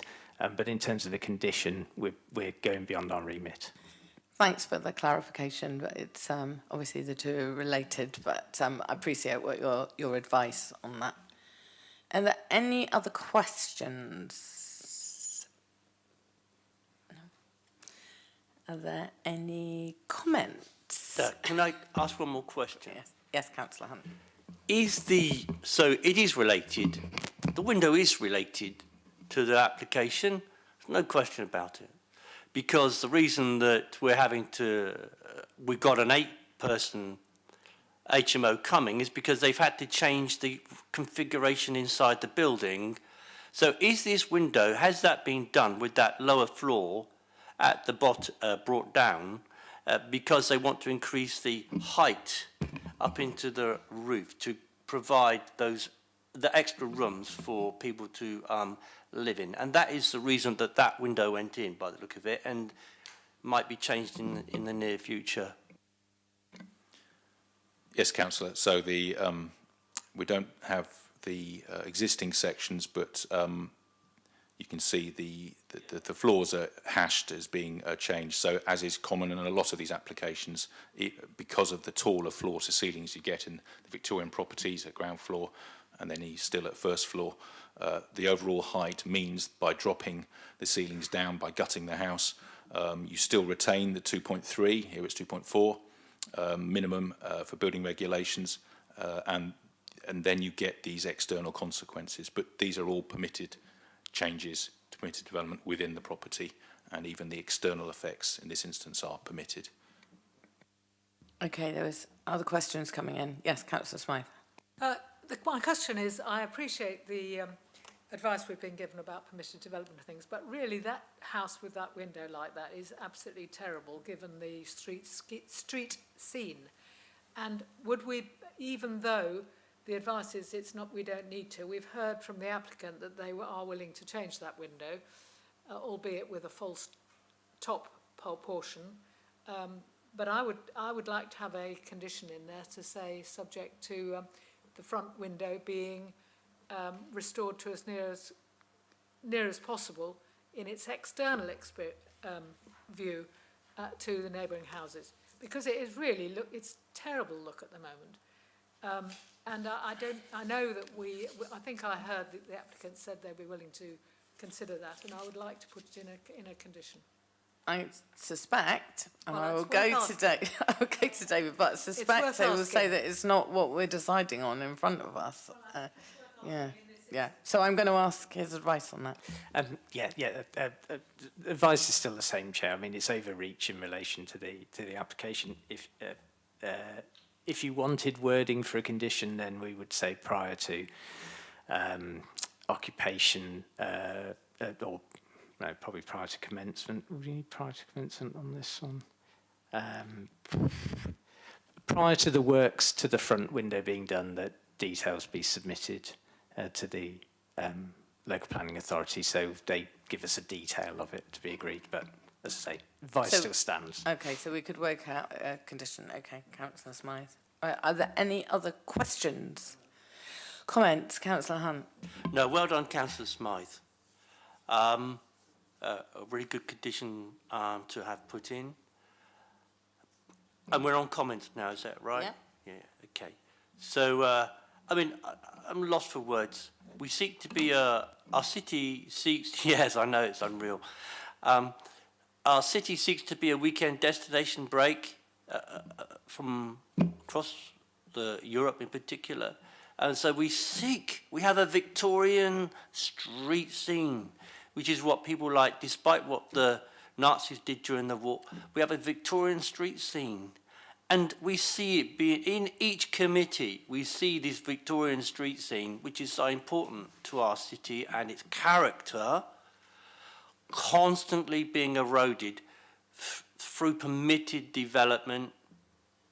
I accept what's going to happen here, I understand it, but the consequences, as the officer said, we see this going on all of the time.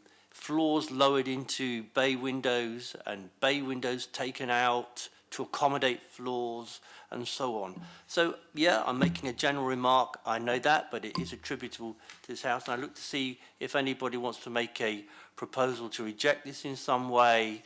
I mean, it is just crazy. This is the most densely populated part of our city, you know, and here we are cramming another 4 people into it. It just is just utterly crazy. Thanks for your comment. Councillor Atwell. Oh, sorry. I didn't see that.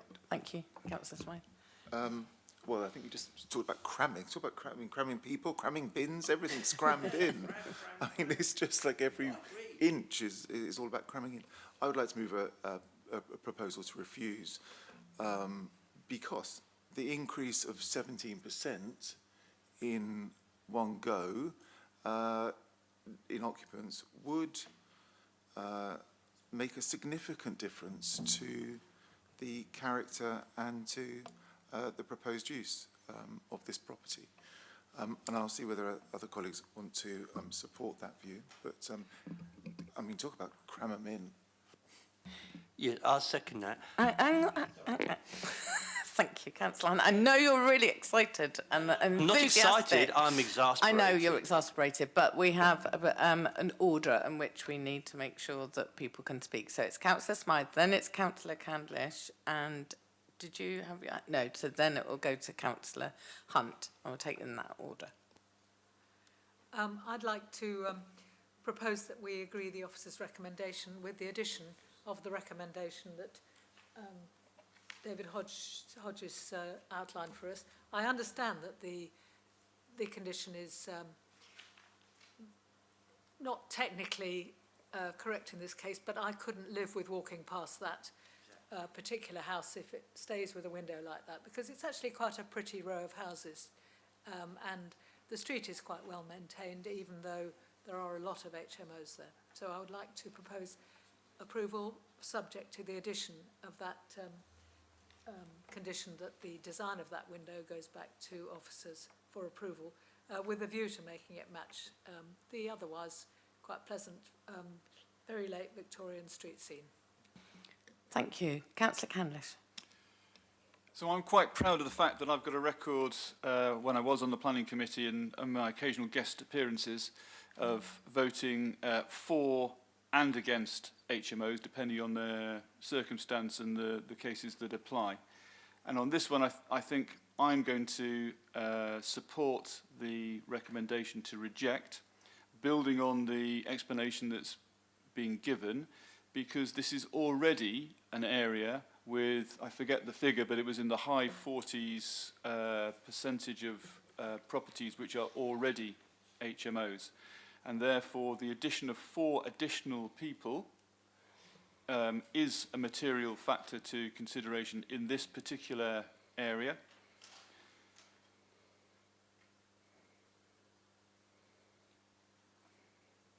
And I think I've run out of steam because I had another additional point to that. So it's because, yes, and because, as was brought out in the officer's recommendation, the adopted local plan that is going through recognises this, and whilst we cannot give it full weight because it is not yet fully approved, the combination of this is where we're going to, we are in an area which is already overly saturated with HMOs.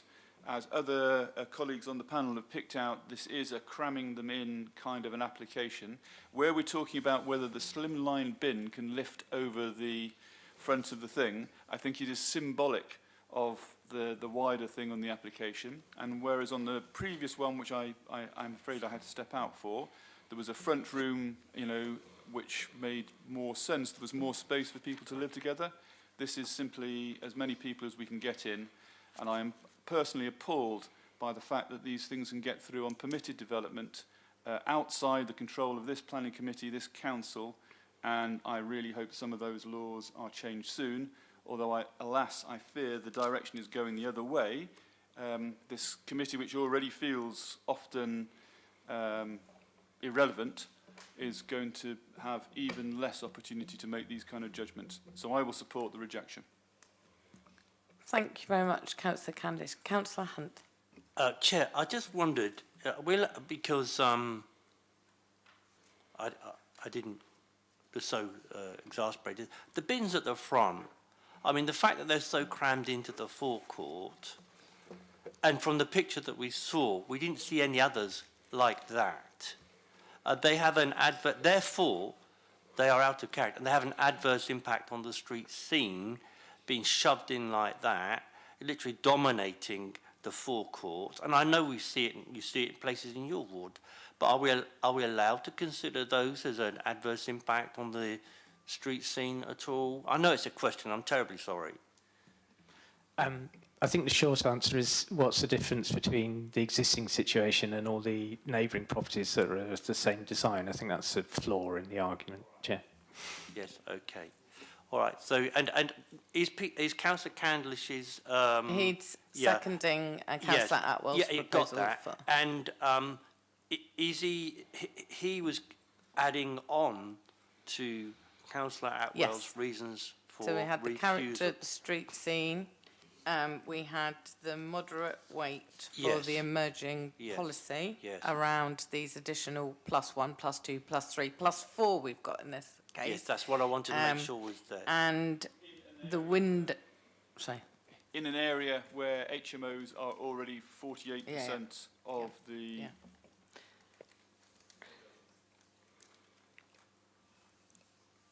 Councillor Standen.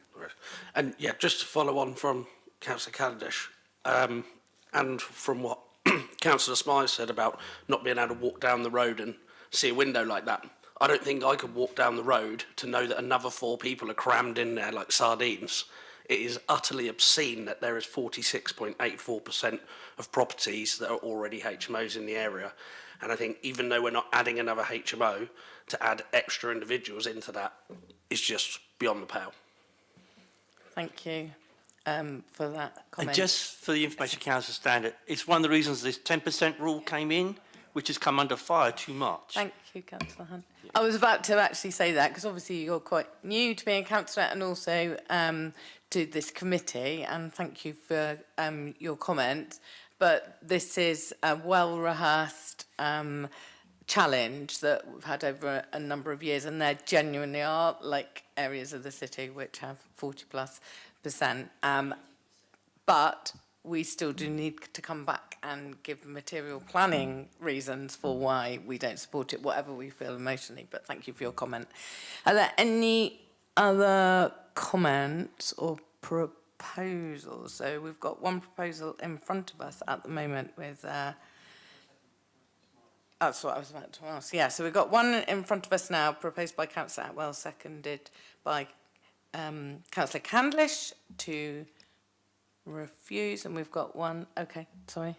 Thank you, Chair. Would it be helpful just, it was summarised just now, but we're sort of pulling together different comments from different members. Could we really be clear if we're going to vote on the refusal motion, just to be absolutely clear, please? Well, my two was yes, please. Thank you. Character and scale of activities resulting in the increase in occupants.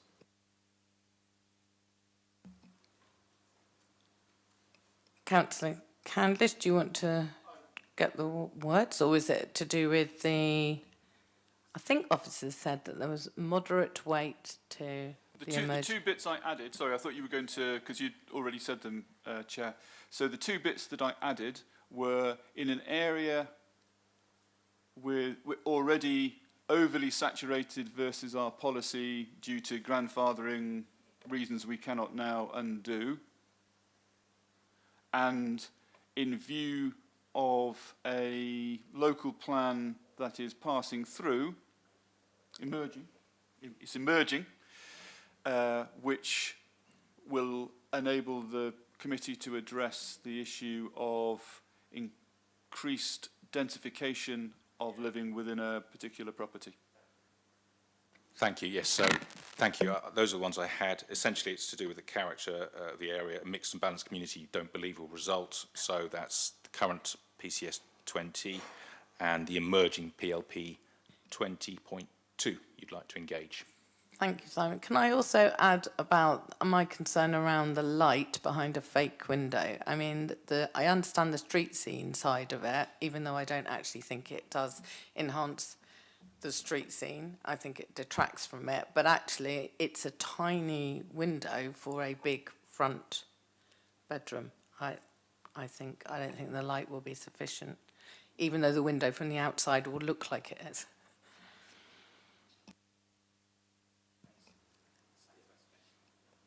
So was that a general concern, or did you want that as? I would like that added. Residential amenity.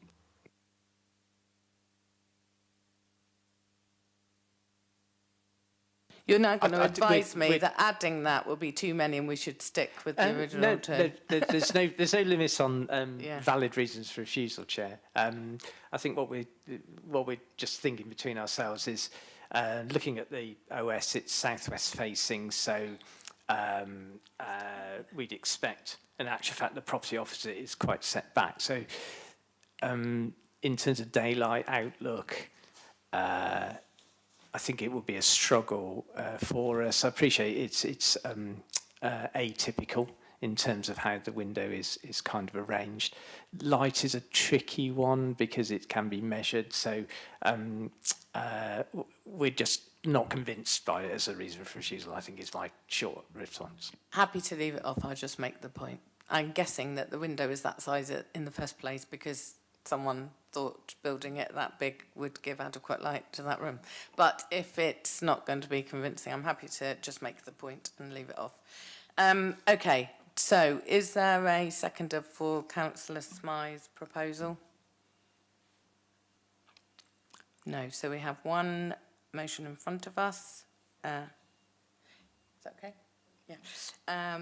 Proposed by Councillor Atwell, supported by Councillor Candlish, to not support officers' recommendations, to refuse change of use for this. Yes, and just I'm grateful to my colleague who's just messaged me as well, because it would take the property from a C4 use into sui generis use. We need to include our habitats mitigation, which we would normally add when we get to a sui generis style property. So yes, we would need to add that as a reason for refusal. Thank you.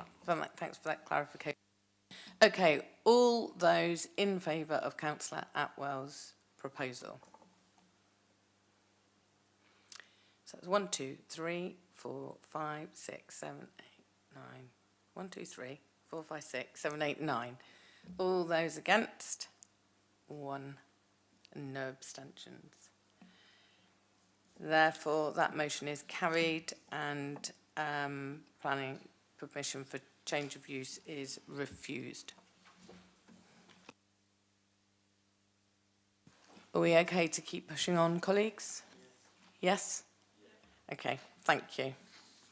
So item 7, which is 28 Cromwell Road. And is that Simon again? Over to you for your presentation. Thank you.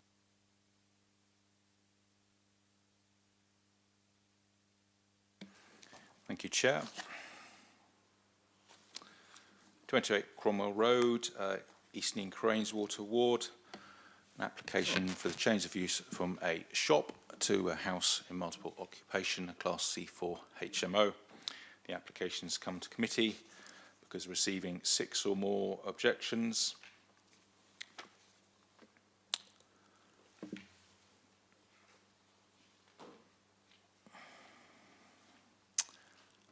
So you can see from the aerial view on the right-hand side, Cromwell Road, so we're opposite Eastney Barracks. The heritage matters are dealt with in the report, near the roundabout that takes you up to Milton or west onto Highland Road.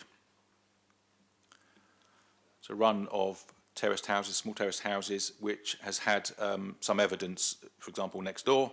This dates from the 70s, its conversion, approximate 70s from the planning history, conversion from a shop into a dwelling. And this shop here has been some sort of apparently bric-a-brac shop or something similar for a number of years, fairly low intensity use from what I could see from Street View. And that proposal is now to change it into an HMO. A bit of planning history for you. Set out in the report, there was a previous consent for changing it from a shop into a dwelling house, Class C3. That was achieved under delegated powers to officers. That included alterations to the shop front to provide suitable accommodation for residential accommodation and a rear roof extension. Sorry to interrupt you. Someone's needed a comfort break, and in order that they might return quickly and then and vote on this, can we have a few moments pause? Thank you. Sorry, Simon, to interrupt you.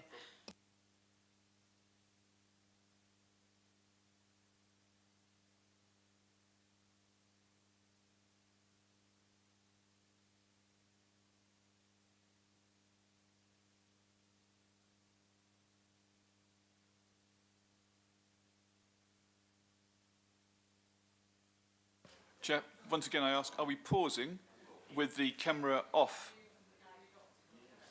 Okay, I was going to do some other business.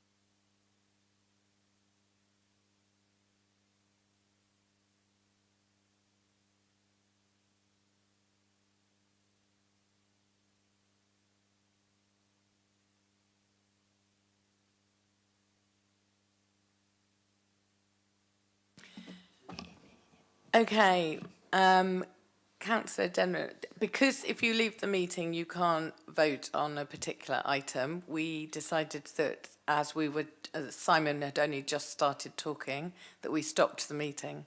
So we'll now restart it and we'll get Simon, if it's all right, just to start again. Is that okay? Or That's probably a good idea. yeah, to start again so that you can partake in the debate and the vote. Okay, all right. Thank you. Thank you. 28 Cromwell Road, an application for a change of use from a shop, Class E, to a house in multiple occupation, Class C4. The application has come because of the number of objections. We don't have any deputations and a couple of supplementary matters. We're in Eastney Craneswater Ward, up by, well, opposite St George's Barracks. The heritage matters have been dealt with in the report succinctly. Just south of the roundabout at the end of Highland Road that takes you up into Milton, or across Henderson Road into Eastney. Here's the shop. The street has been knocked around a lot. Almost none of them are in their original form, with various alterations back to previous conversations, which does pain officers, I should add, in terms of street scene and appearance. This was a shop until the 70s, planning history says, and that was converted into a dwelling with the conversion of the shop front. This would be converted with a new front element that you'll see in a moment. Just to be clear, the previous consent for the change of use from a shop to a dwelling house was achieved earlier this year under decision made by officers under delegated powers because of lack of objections or fewer objections. That one achieved the change of use to a dwelling and the new shop, the replacement of the shop front and a rear roof extension.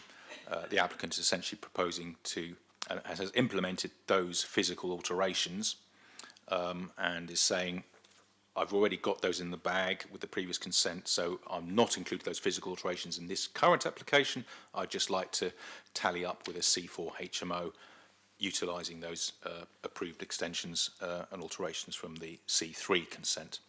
Sorry if that's a bit of a muddle.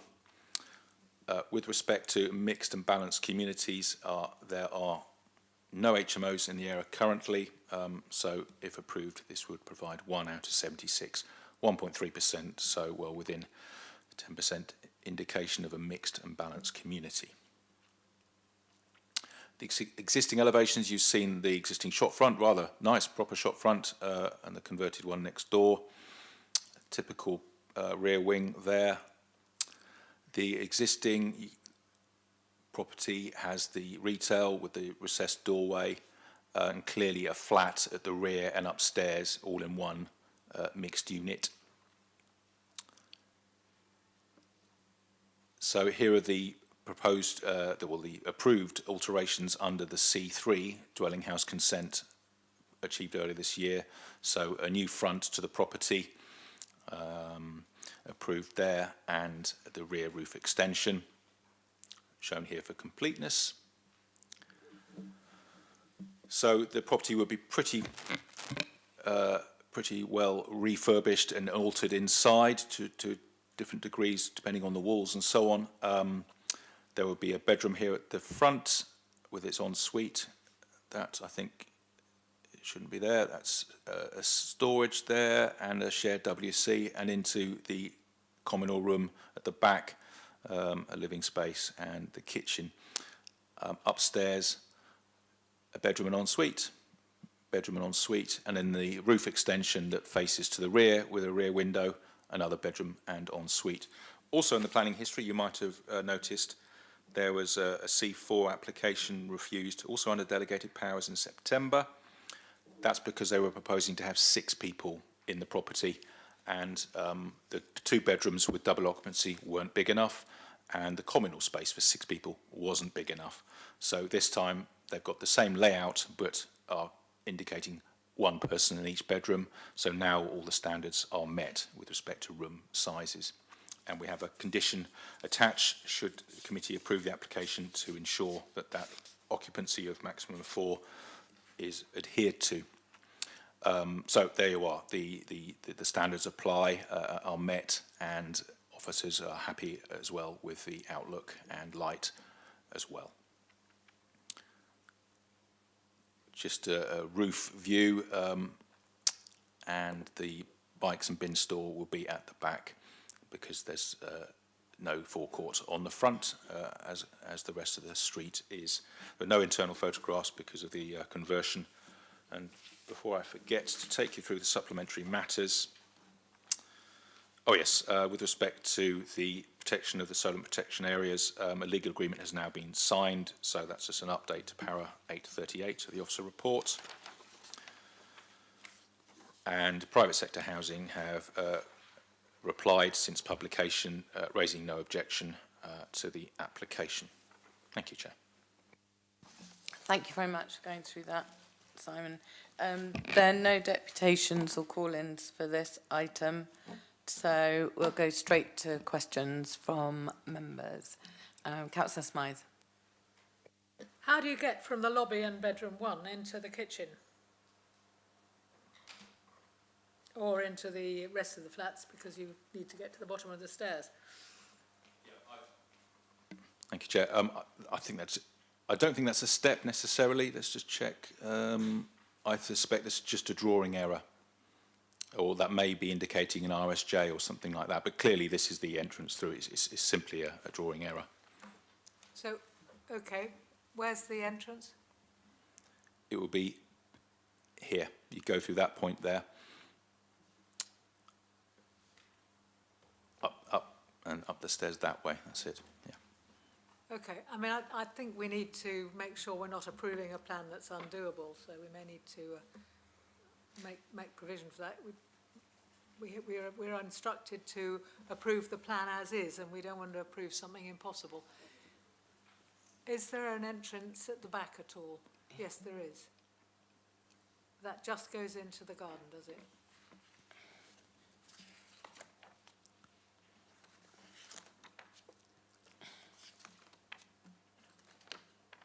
That's the back door of the communal space, yeah, into the rear garden, rear yard. Can I just check if this is a change of use? Has that already been approved, that plan? The one we're working from with the previous? No, the C3 consent has a different arrangement for normal reasons, because they don't have a bedroom on the ground floor and so on. Okay. Just wanted to check. So would it be possible to put a condition on, if we were minded to approve it, that we should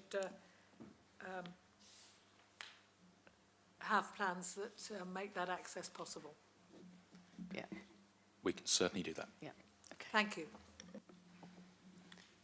Councillor Atwell. Sorry, this is going to be a bit waffly, but no change there. Is the shop in use as a shop? Did I miss that?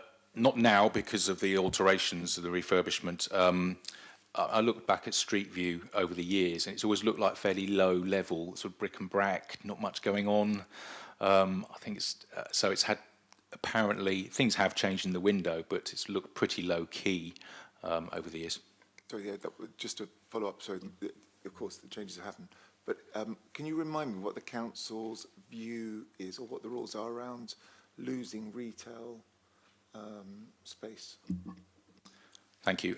It's focused on retaining retail space in designated centres. This wouldn't be that because of its being away from either Milton or Highland Road. I'd have to check on the emerging policies. I forget if they apply to such a small property. But in any event, we'd balance that against the benefit of returning it to some form of residential use, whether it's C3 or C4.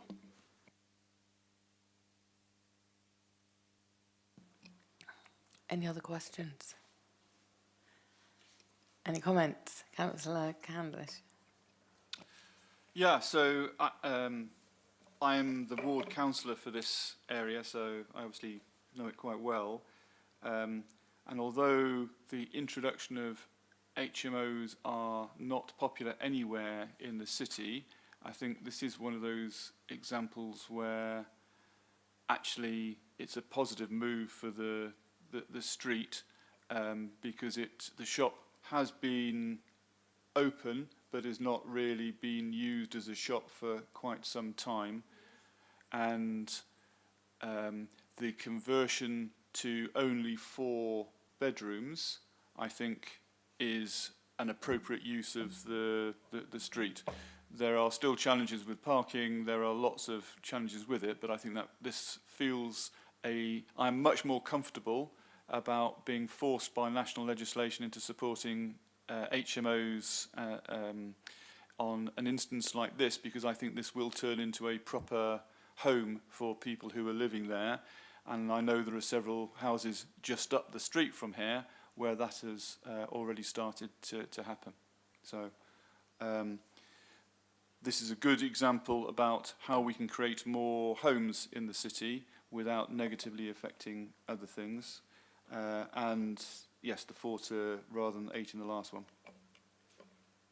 Is that a proposal to move officers' recommendations? I will listen to what other people have to say. Okay, all right. I just wanted to double check. Okay, any other comments from anyone? Councillor Hunt. Yes, I do have interest with this. So in the past, when I used to trade Art Deco and repair it and so on, so I used to go into this shop an awful lot and retrieved a lot of nice stuff from there. And I knew the owner back then, but it's all changed now. I was just thrilled to get an insight that, and when our planning team said that some of these horrible changes that we've seen in the streets pains the planning team as well.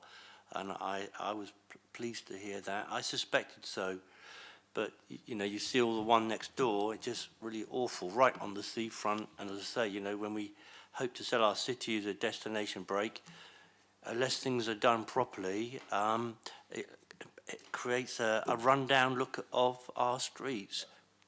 Anyway, I'll see what the rest of the committee say and decide what to do when the time comes. Any other comments? Oh, we had a tie.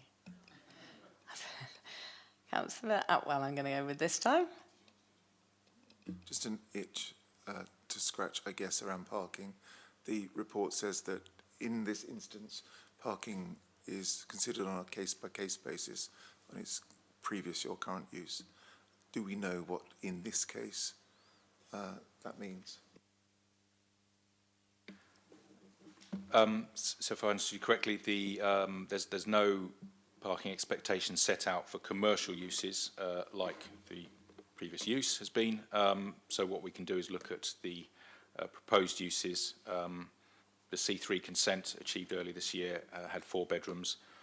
The proposal in front of you is for 4 bedrooms, and the parking standards, as it happens, is the same. In any event, in terms of permits that could be issued, it's the same. The parking department doesn't distinguish between C3 dwelling houses or Class C4. So sort of no change, really, I'd say. Thank you. Councillor Smythe. Anyone else? Sorry, I'll second the proposal to approve this application. I don't think there was a proposer yet.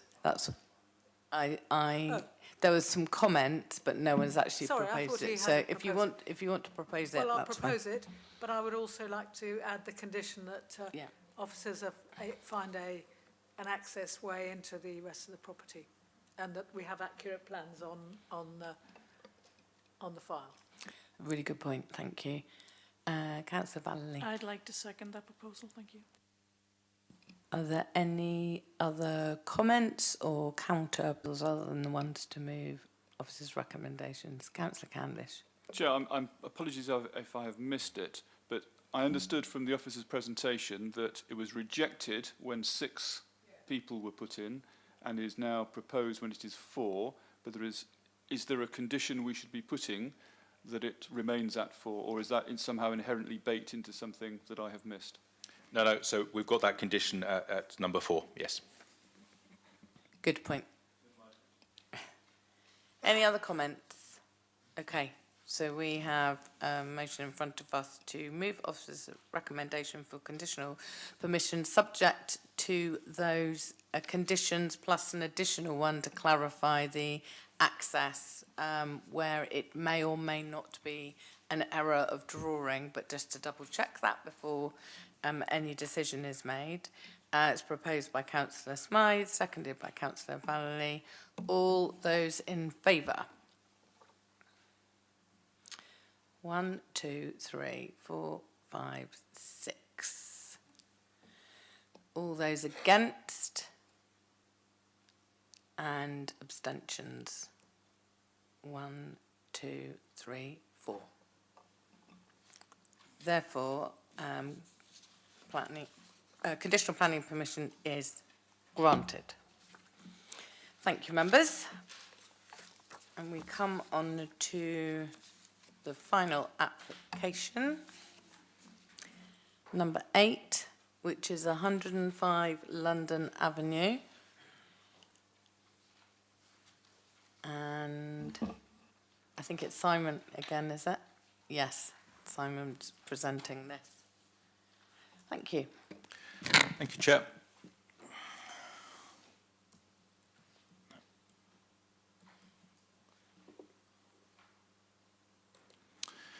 We have an application at 105 London Avenue in Nelson Ward for the change of use from a dwelling house C3 to purposes falling within C3 or C4. So that's a flexible planning permission, if granted, that allows the property to change without the need for planning permission between C3 and C4, backwards and forwards, should they wish, for a 10-year period. The application has come to committee because of the numbers of objections being 10.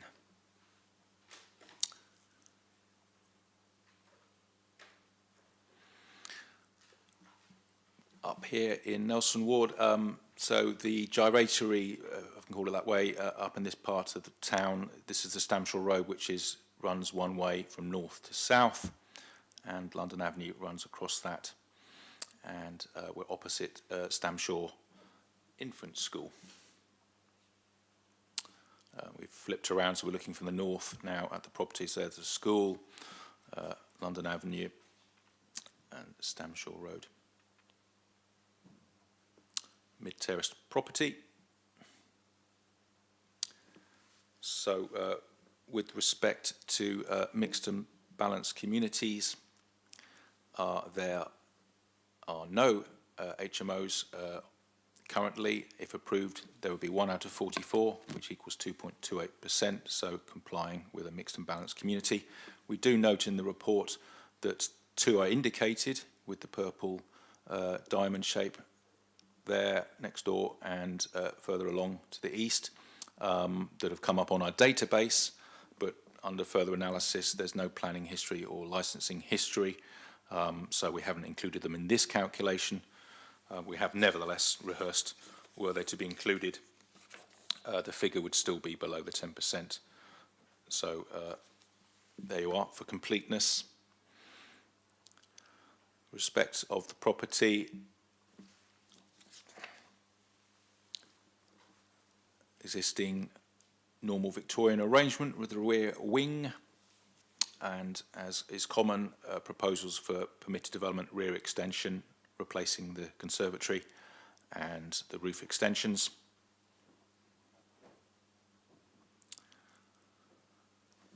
This property would have each of the bedrooms with an ensuite going through, bedroom 2, bedroom 3, ensuite, bedroom 4, 5 and 6, and a communal space at the rear. This property provides the larger 34 square metres, 34.8 communal space. You can see it's somewhat larger than we're used to seeing, which means the bedrooms can be the 6.51.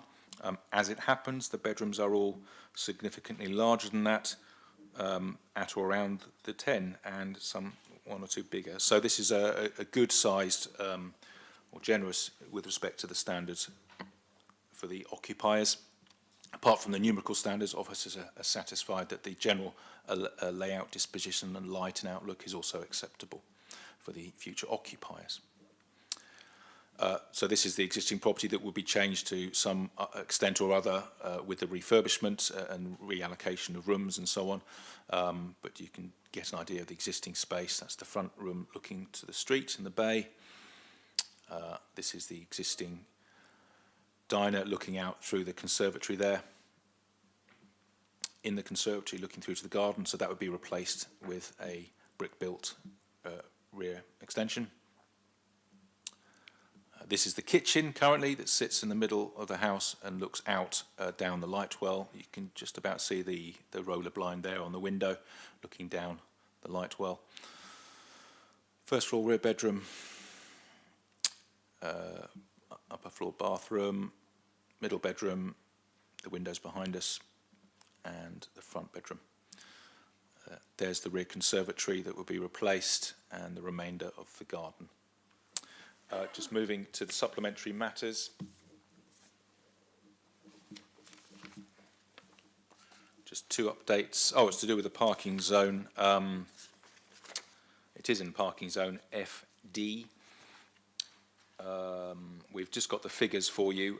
There are 854 permits issued currently, 976 spaces available, so it's currently 87.5% capacity. And the officer has also just clarified, unusually there are some slightly different arrangements at this place around the school. So on the applicant's side of the road, which is the southern side, so outside the application property, it's if you're not a permit holder, you can park there for 2 hours. You can't return within 2 hours. That's 24/7. Whereas outside the school, around the perimeter, so on the northern side of London Ave, you can park for 2 hours, no return for 2 hours, but that's applicable in school hours of 8 a.m. to 5 p.m., just for completeness. Thank you, Chair. Thank you, Simon, for that. We have 2 deputations on this item, and the first is from Carrie Ann. You have 6 minutes, up to 6 minutes. Thank you.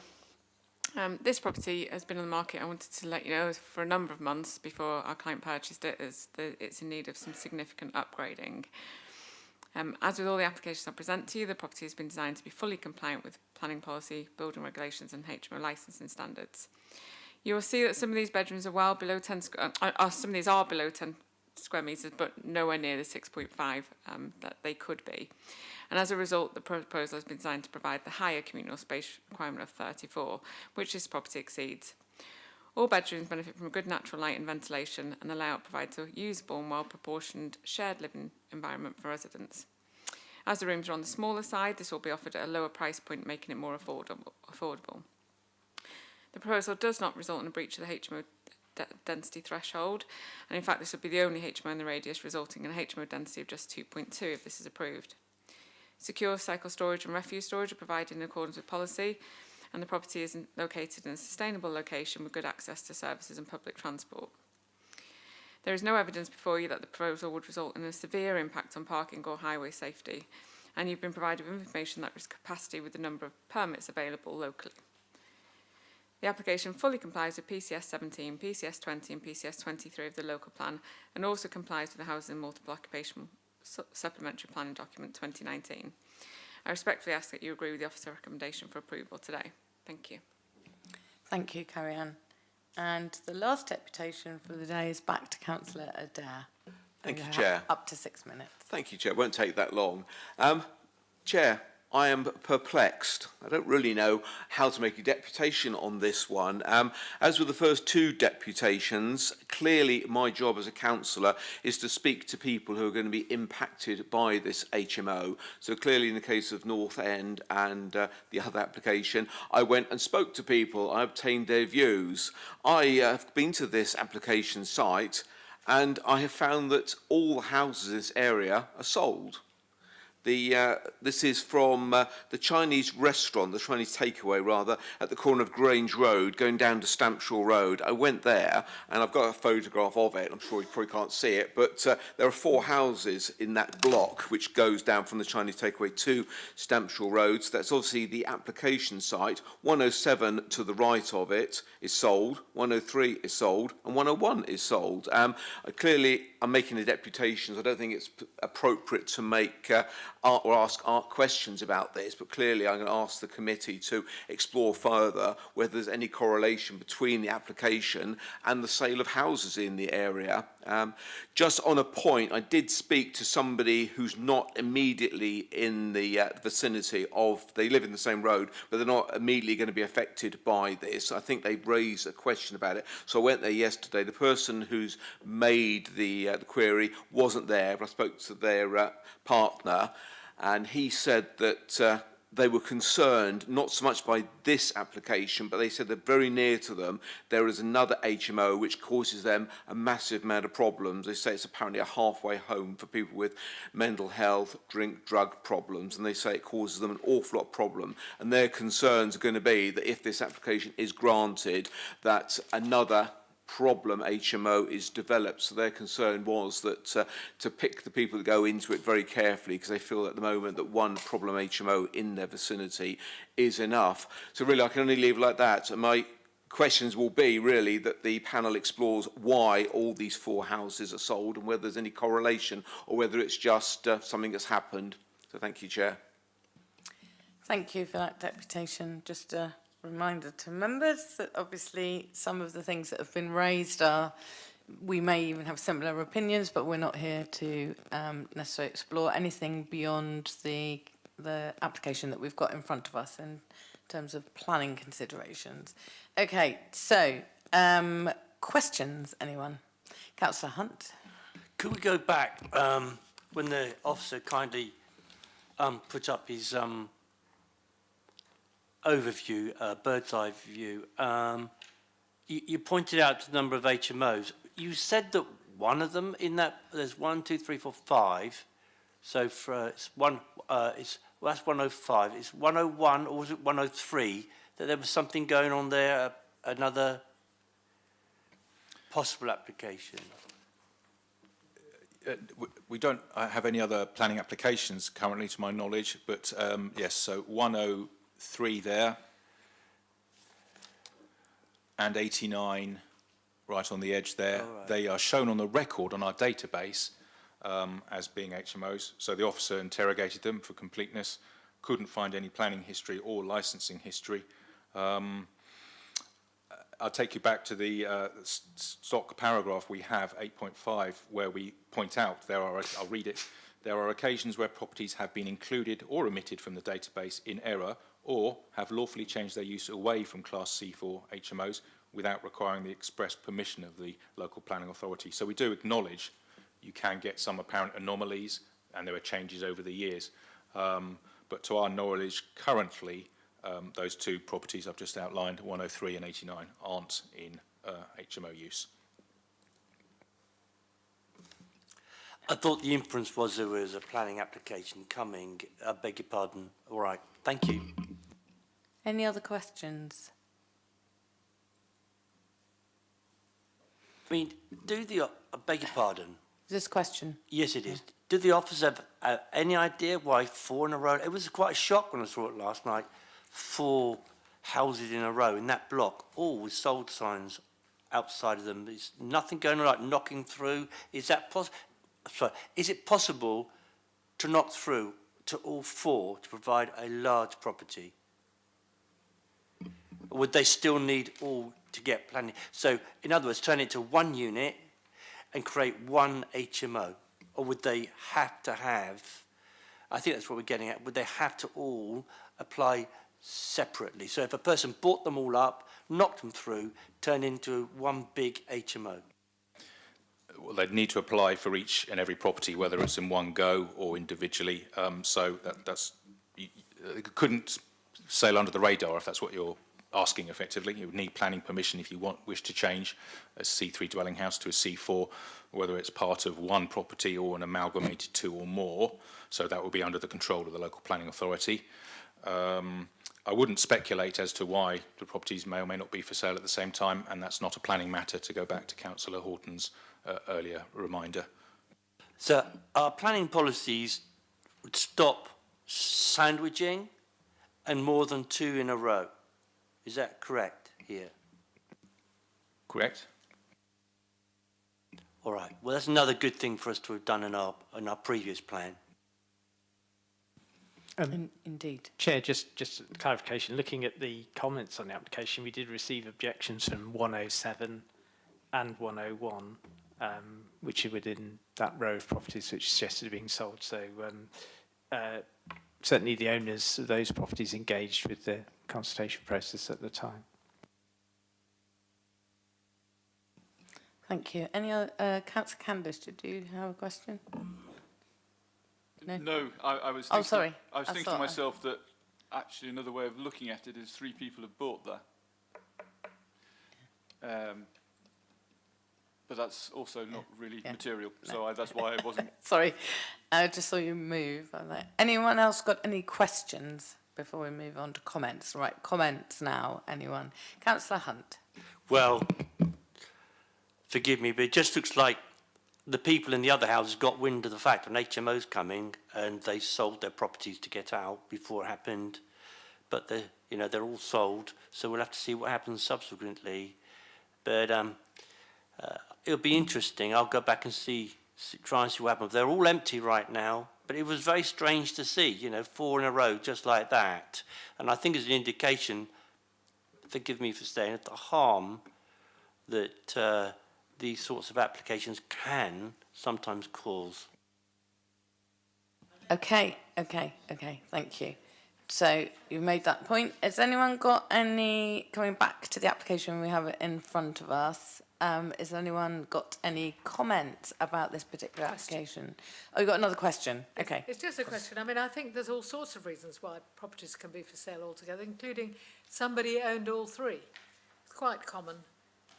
And may have no weight on the current application at all, as indeed we're not allowed to take into account anyway. But there are lots of other reasons why that could have happened. I'm not sure that was a question, but anyway, I'll let you've made your point. The question was, we need to get back to the Is it the case that we have no reason to be speculating about that sort of thing? Okay, that is true.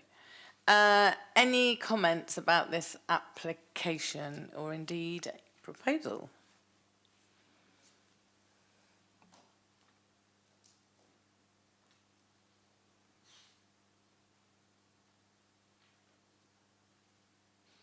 Silence. I mean, someone's got to have the guts to actually start this thing going. So, it is very difficult to be enthusiastic about this because I personally don't like to see the larger HMOs coming in with 6 or more people.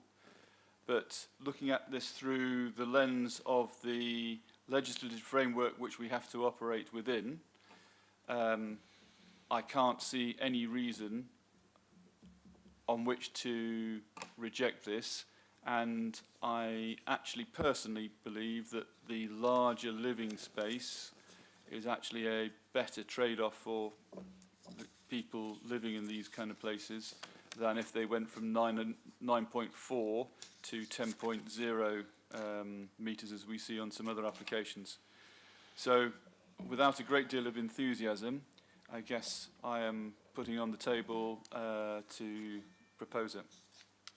Thank you.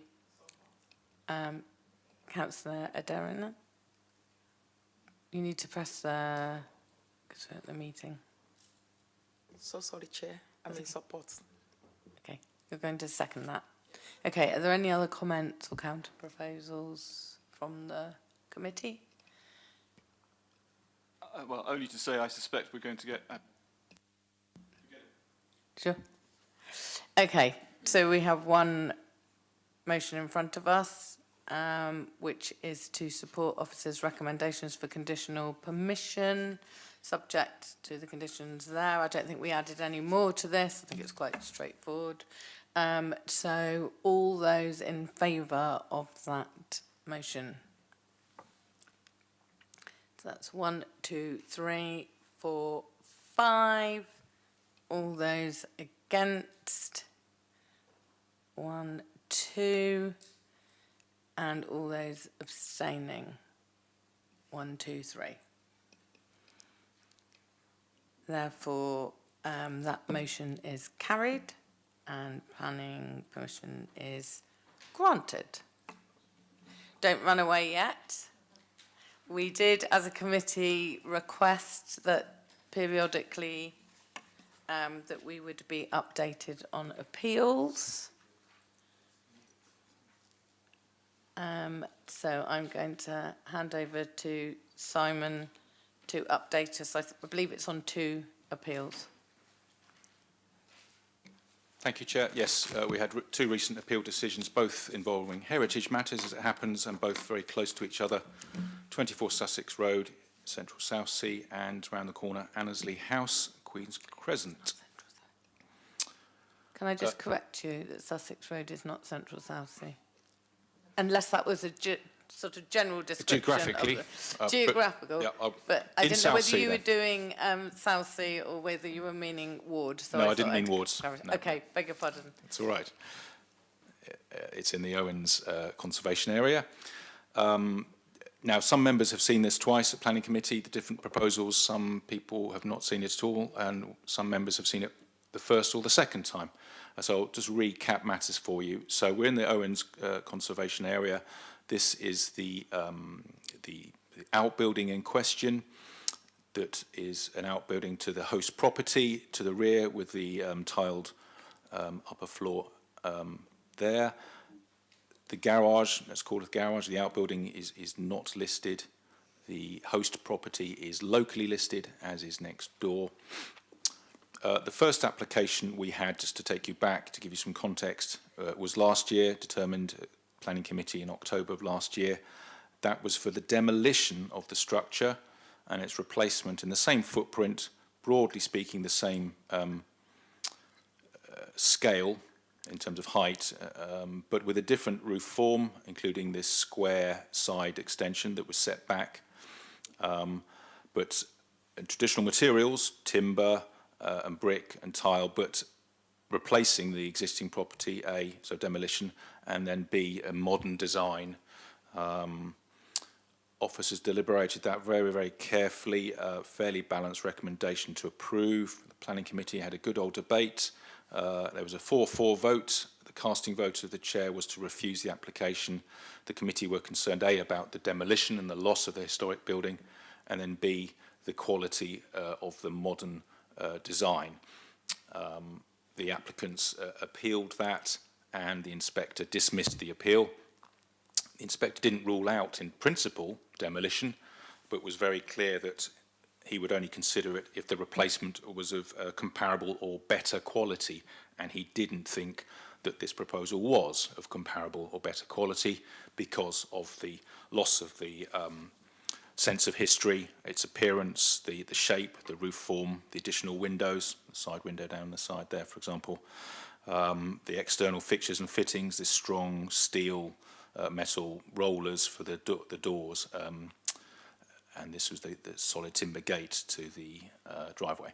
So that was the first application and the appeal decision. I'll just skip through the next slide because that's the inspector's comments I've just summarised. So the application came back, or the applicants came back with a much reduced scheme, which was to retain the 3 public walls, so the western elevation there, the northern elevation, and then the eastern elevation, which is that elevation, to retain those 3 elevations and then rebuild at the back and side there. Using the same apertures, you can see 2 apertures below with the barn doors, replacing those, albeit with new timber and some opening lights, sorry, not opening lights, but glazed lights. The upper aperture of a timber door to be replaced with an aluminium window, aluminium framed window. But generally speaking, a more heritage-centric conversion and upgrade. The side roof extension looks quite big in 2D, but it was set back by the same distance as the dismissed appeal by 3.1 metres, just behind the corner of number 20. So depending on your angle of view, you'd see some of it, or quite a lot of it there, or here you'd hardly see any of it. Officer recommendation to approve that application. Again, the Planning Committee had a good debate. They decided that they weren't happy with this application either. The interruption to an amendment of the historic roof line and elevations, specifically the addition of the side dormer and the replacement doors and windows, design and materials to the east and north elevations, would cause harm to the character and appearance of the recipient building and the conservation area. So the applicants appealed that second decision. The inspector has allowed that, i.e. planning permission has been granted. Some key extracts, I'll read it out in case anyone's watching at home and it's a bit small. These are key extracts from the inspector's decision last week. The proposed dormer will be of a contrasting contemporary design, clearly appearing as a later addition to this building, such that the building's original historic form would remain clearly evident. As it would be set well back from the street facade, the dormer would not be prominent when viewed from the street or Sussex Road more widely. Materials and specific further details of fenestration could be conditioned to ensure that these would be of a suitable quality and finish. The proposed dormer would, as the council have identified, alter the historic roof line. However, from my observations on site, the dormer, as well as making the first floor a more usable space, would, because of its contrasting design and its setback from the street facade, not cause harm to the scale or form of the building. The proposed alterations to the fenestration would alter their appearance. However, I consider the design proposal is both sympathetic and appropriate to the architectural character of the building, and therefore would not cause harm to the appearance of the building. So those are the key thoughts of the inspector leading to the granting of planning permission. He also addressed concerns raised by some residents about overlooking and bats. He confirmed the planning officer advice there'll be no change of use conferred by the consent. That was a concern raised by some objectors. The building would remain incidental in use to the host dwelling, so it was not necessary or reasonable to apply any restrictive condition with respect to building use. And the inspector attached the range of conditions, detailed conditions, more 7 or so of them. So all details of windows and doors, materials, bricks, etc., will come in for officers to carefully control and assess as part of the final conclusion of matters. Thank you. Could I ask a question? Did they award costs, or did they decide that we'd been reasonable? There was no application for costs. All right, thank you. Good question. Chair, I was just going to add in relation to that, for members who were at the meeting, they may remember there was obviously a high level of third-party concern about the proposals and the significant pressure on the committee to refuse. So they were in an invidious position where there's a significant level of third-party objection. But as I say, it's as a point has already been made earlier today, the number of people objecting is not a factor in the merits of the scheme. It's to do with the planning merits rather than how many people are objecting. So, moving on to the next. Can I just be clear about this? That wasn't part of my consideration when I did No. So just the number of people didn't impact me. It was what I felt was right for the character of the conservation area. No, it's acknowledging that you're in an invidious position where there's a significant level of third-party concern over a scheme. I don't think it's helpful saying that we felt under pressure. I don't think anybody felt I didn't feel under pressure at all. to come up with any kind of solution. Okay. Thank you for the clarification that you weren't under pressure. Thank you. Thank you, Chair. Just moving on to the second scheme. So, yes, but entirely by coincidence, this is about 50 metres down the road from the other application, and and has arrived at basically at the same time, although this has been with the planning inspectorate for considerably longer. So this is an existing property within the conservation area, which is Grade 2 listed. So actually, just in the top left, you can actually see the garage, which we've just been discussing. It's there. And then this is in relation to the boundary around the Annesley House, which is this property there. So what has happened is that a fence has been added to the historic boundary wall without planning permission. So all boundaries around a listed building, there are no permitted rights. So all amendments or new boundaries around a listed building require planning permission. And the applicant had added the fence without consent, and so had applied to retain the fence, and also submitted a listed building application to retain the fence as constructed, and as you can see in the photos.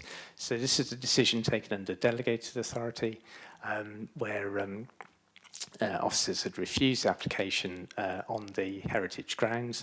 In relation to the inspector's decision, they worked through very methodically, so this is our reason for refusal, in relation to the nature of design materials of the proposed fence, and its impact on the setting of the listed building and the property itself, and nearby listed properties and the conservation area as a whole.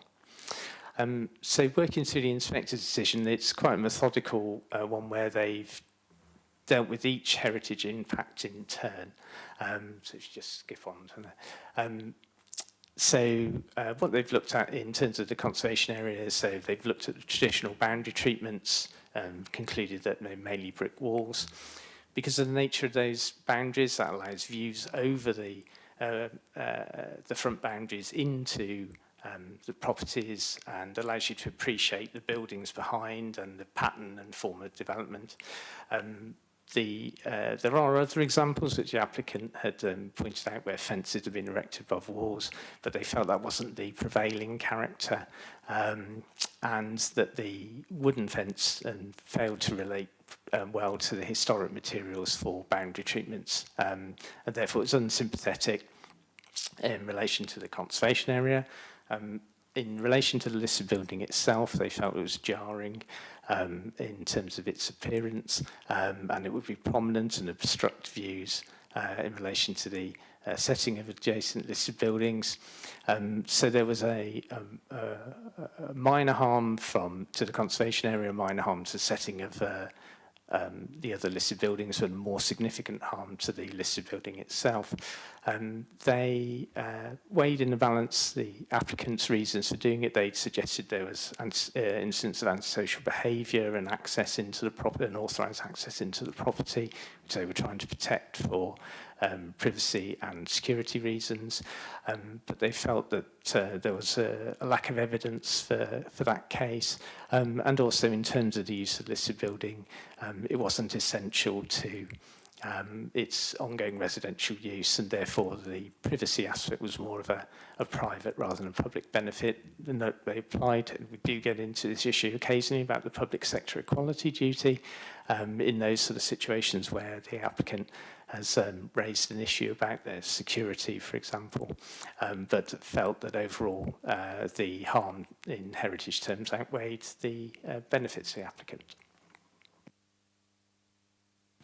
Thank you. Okay, that brings us to the end of this meeting. Thank you very much to everyone for your contributions. And so it was on the first page. Councillor Smythe's asking what the conclusion was. Yeah. Apologies, did I not? Yeah, you went through great detail, but it was on the first page. The appeal was dismissed, Chair. Thank you. Yeah. All that build up and then miss the punchline. Okay, thank you everyone. Have a good festive season, whatever that looks like for you, and we'll see you in 2026.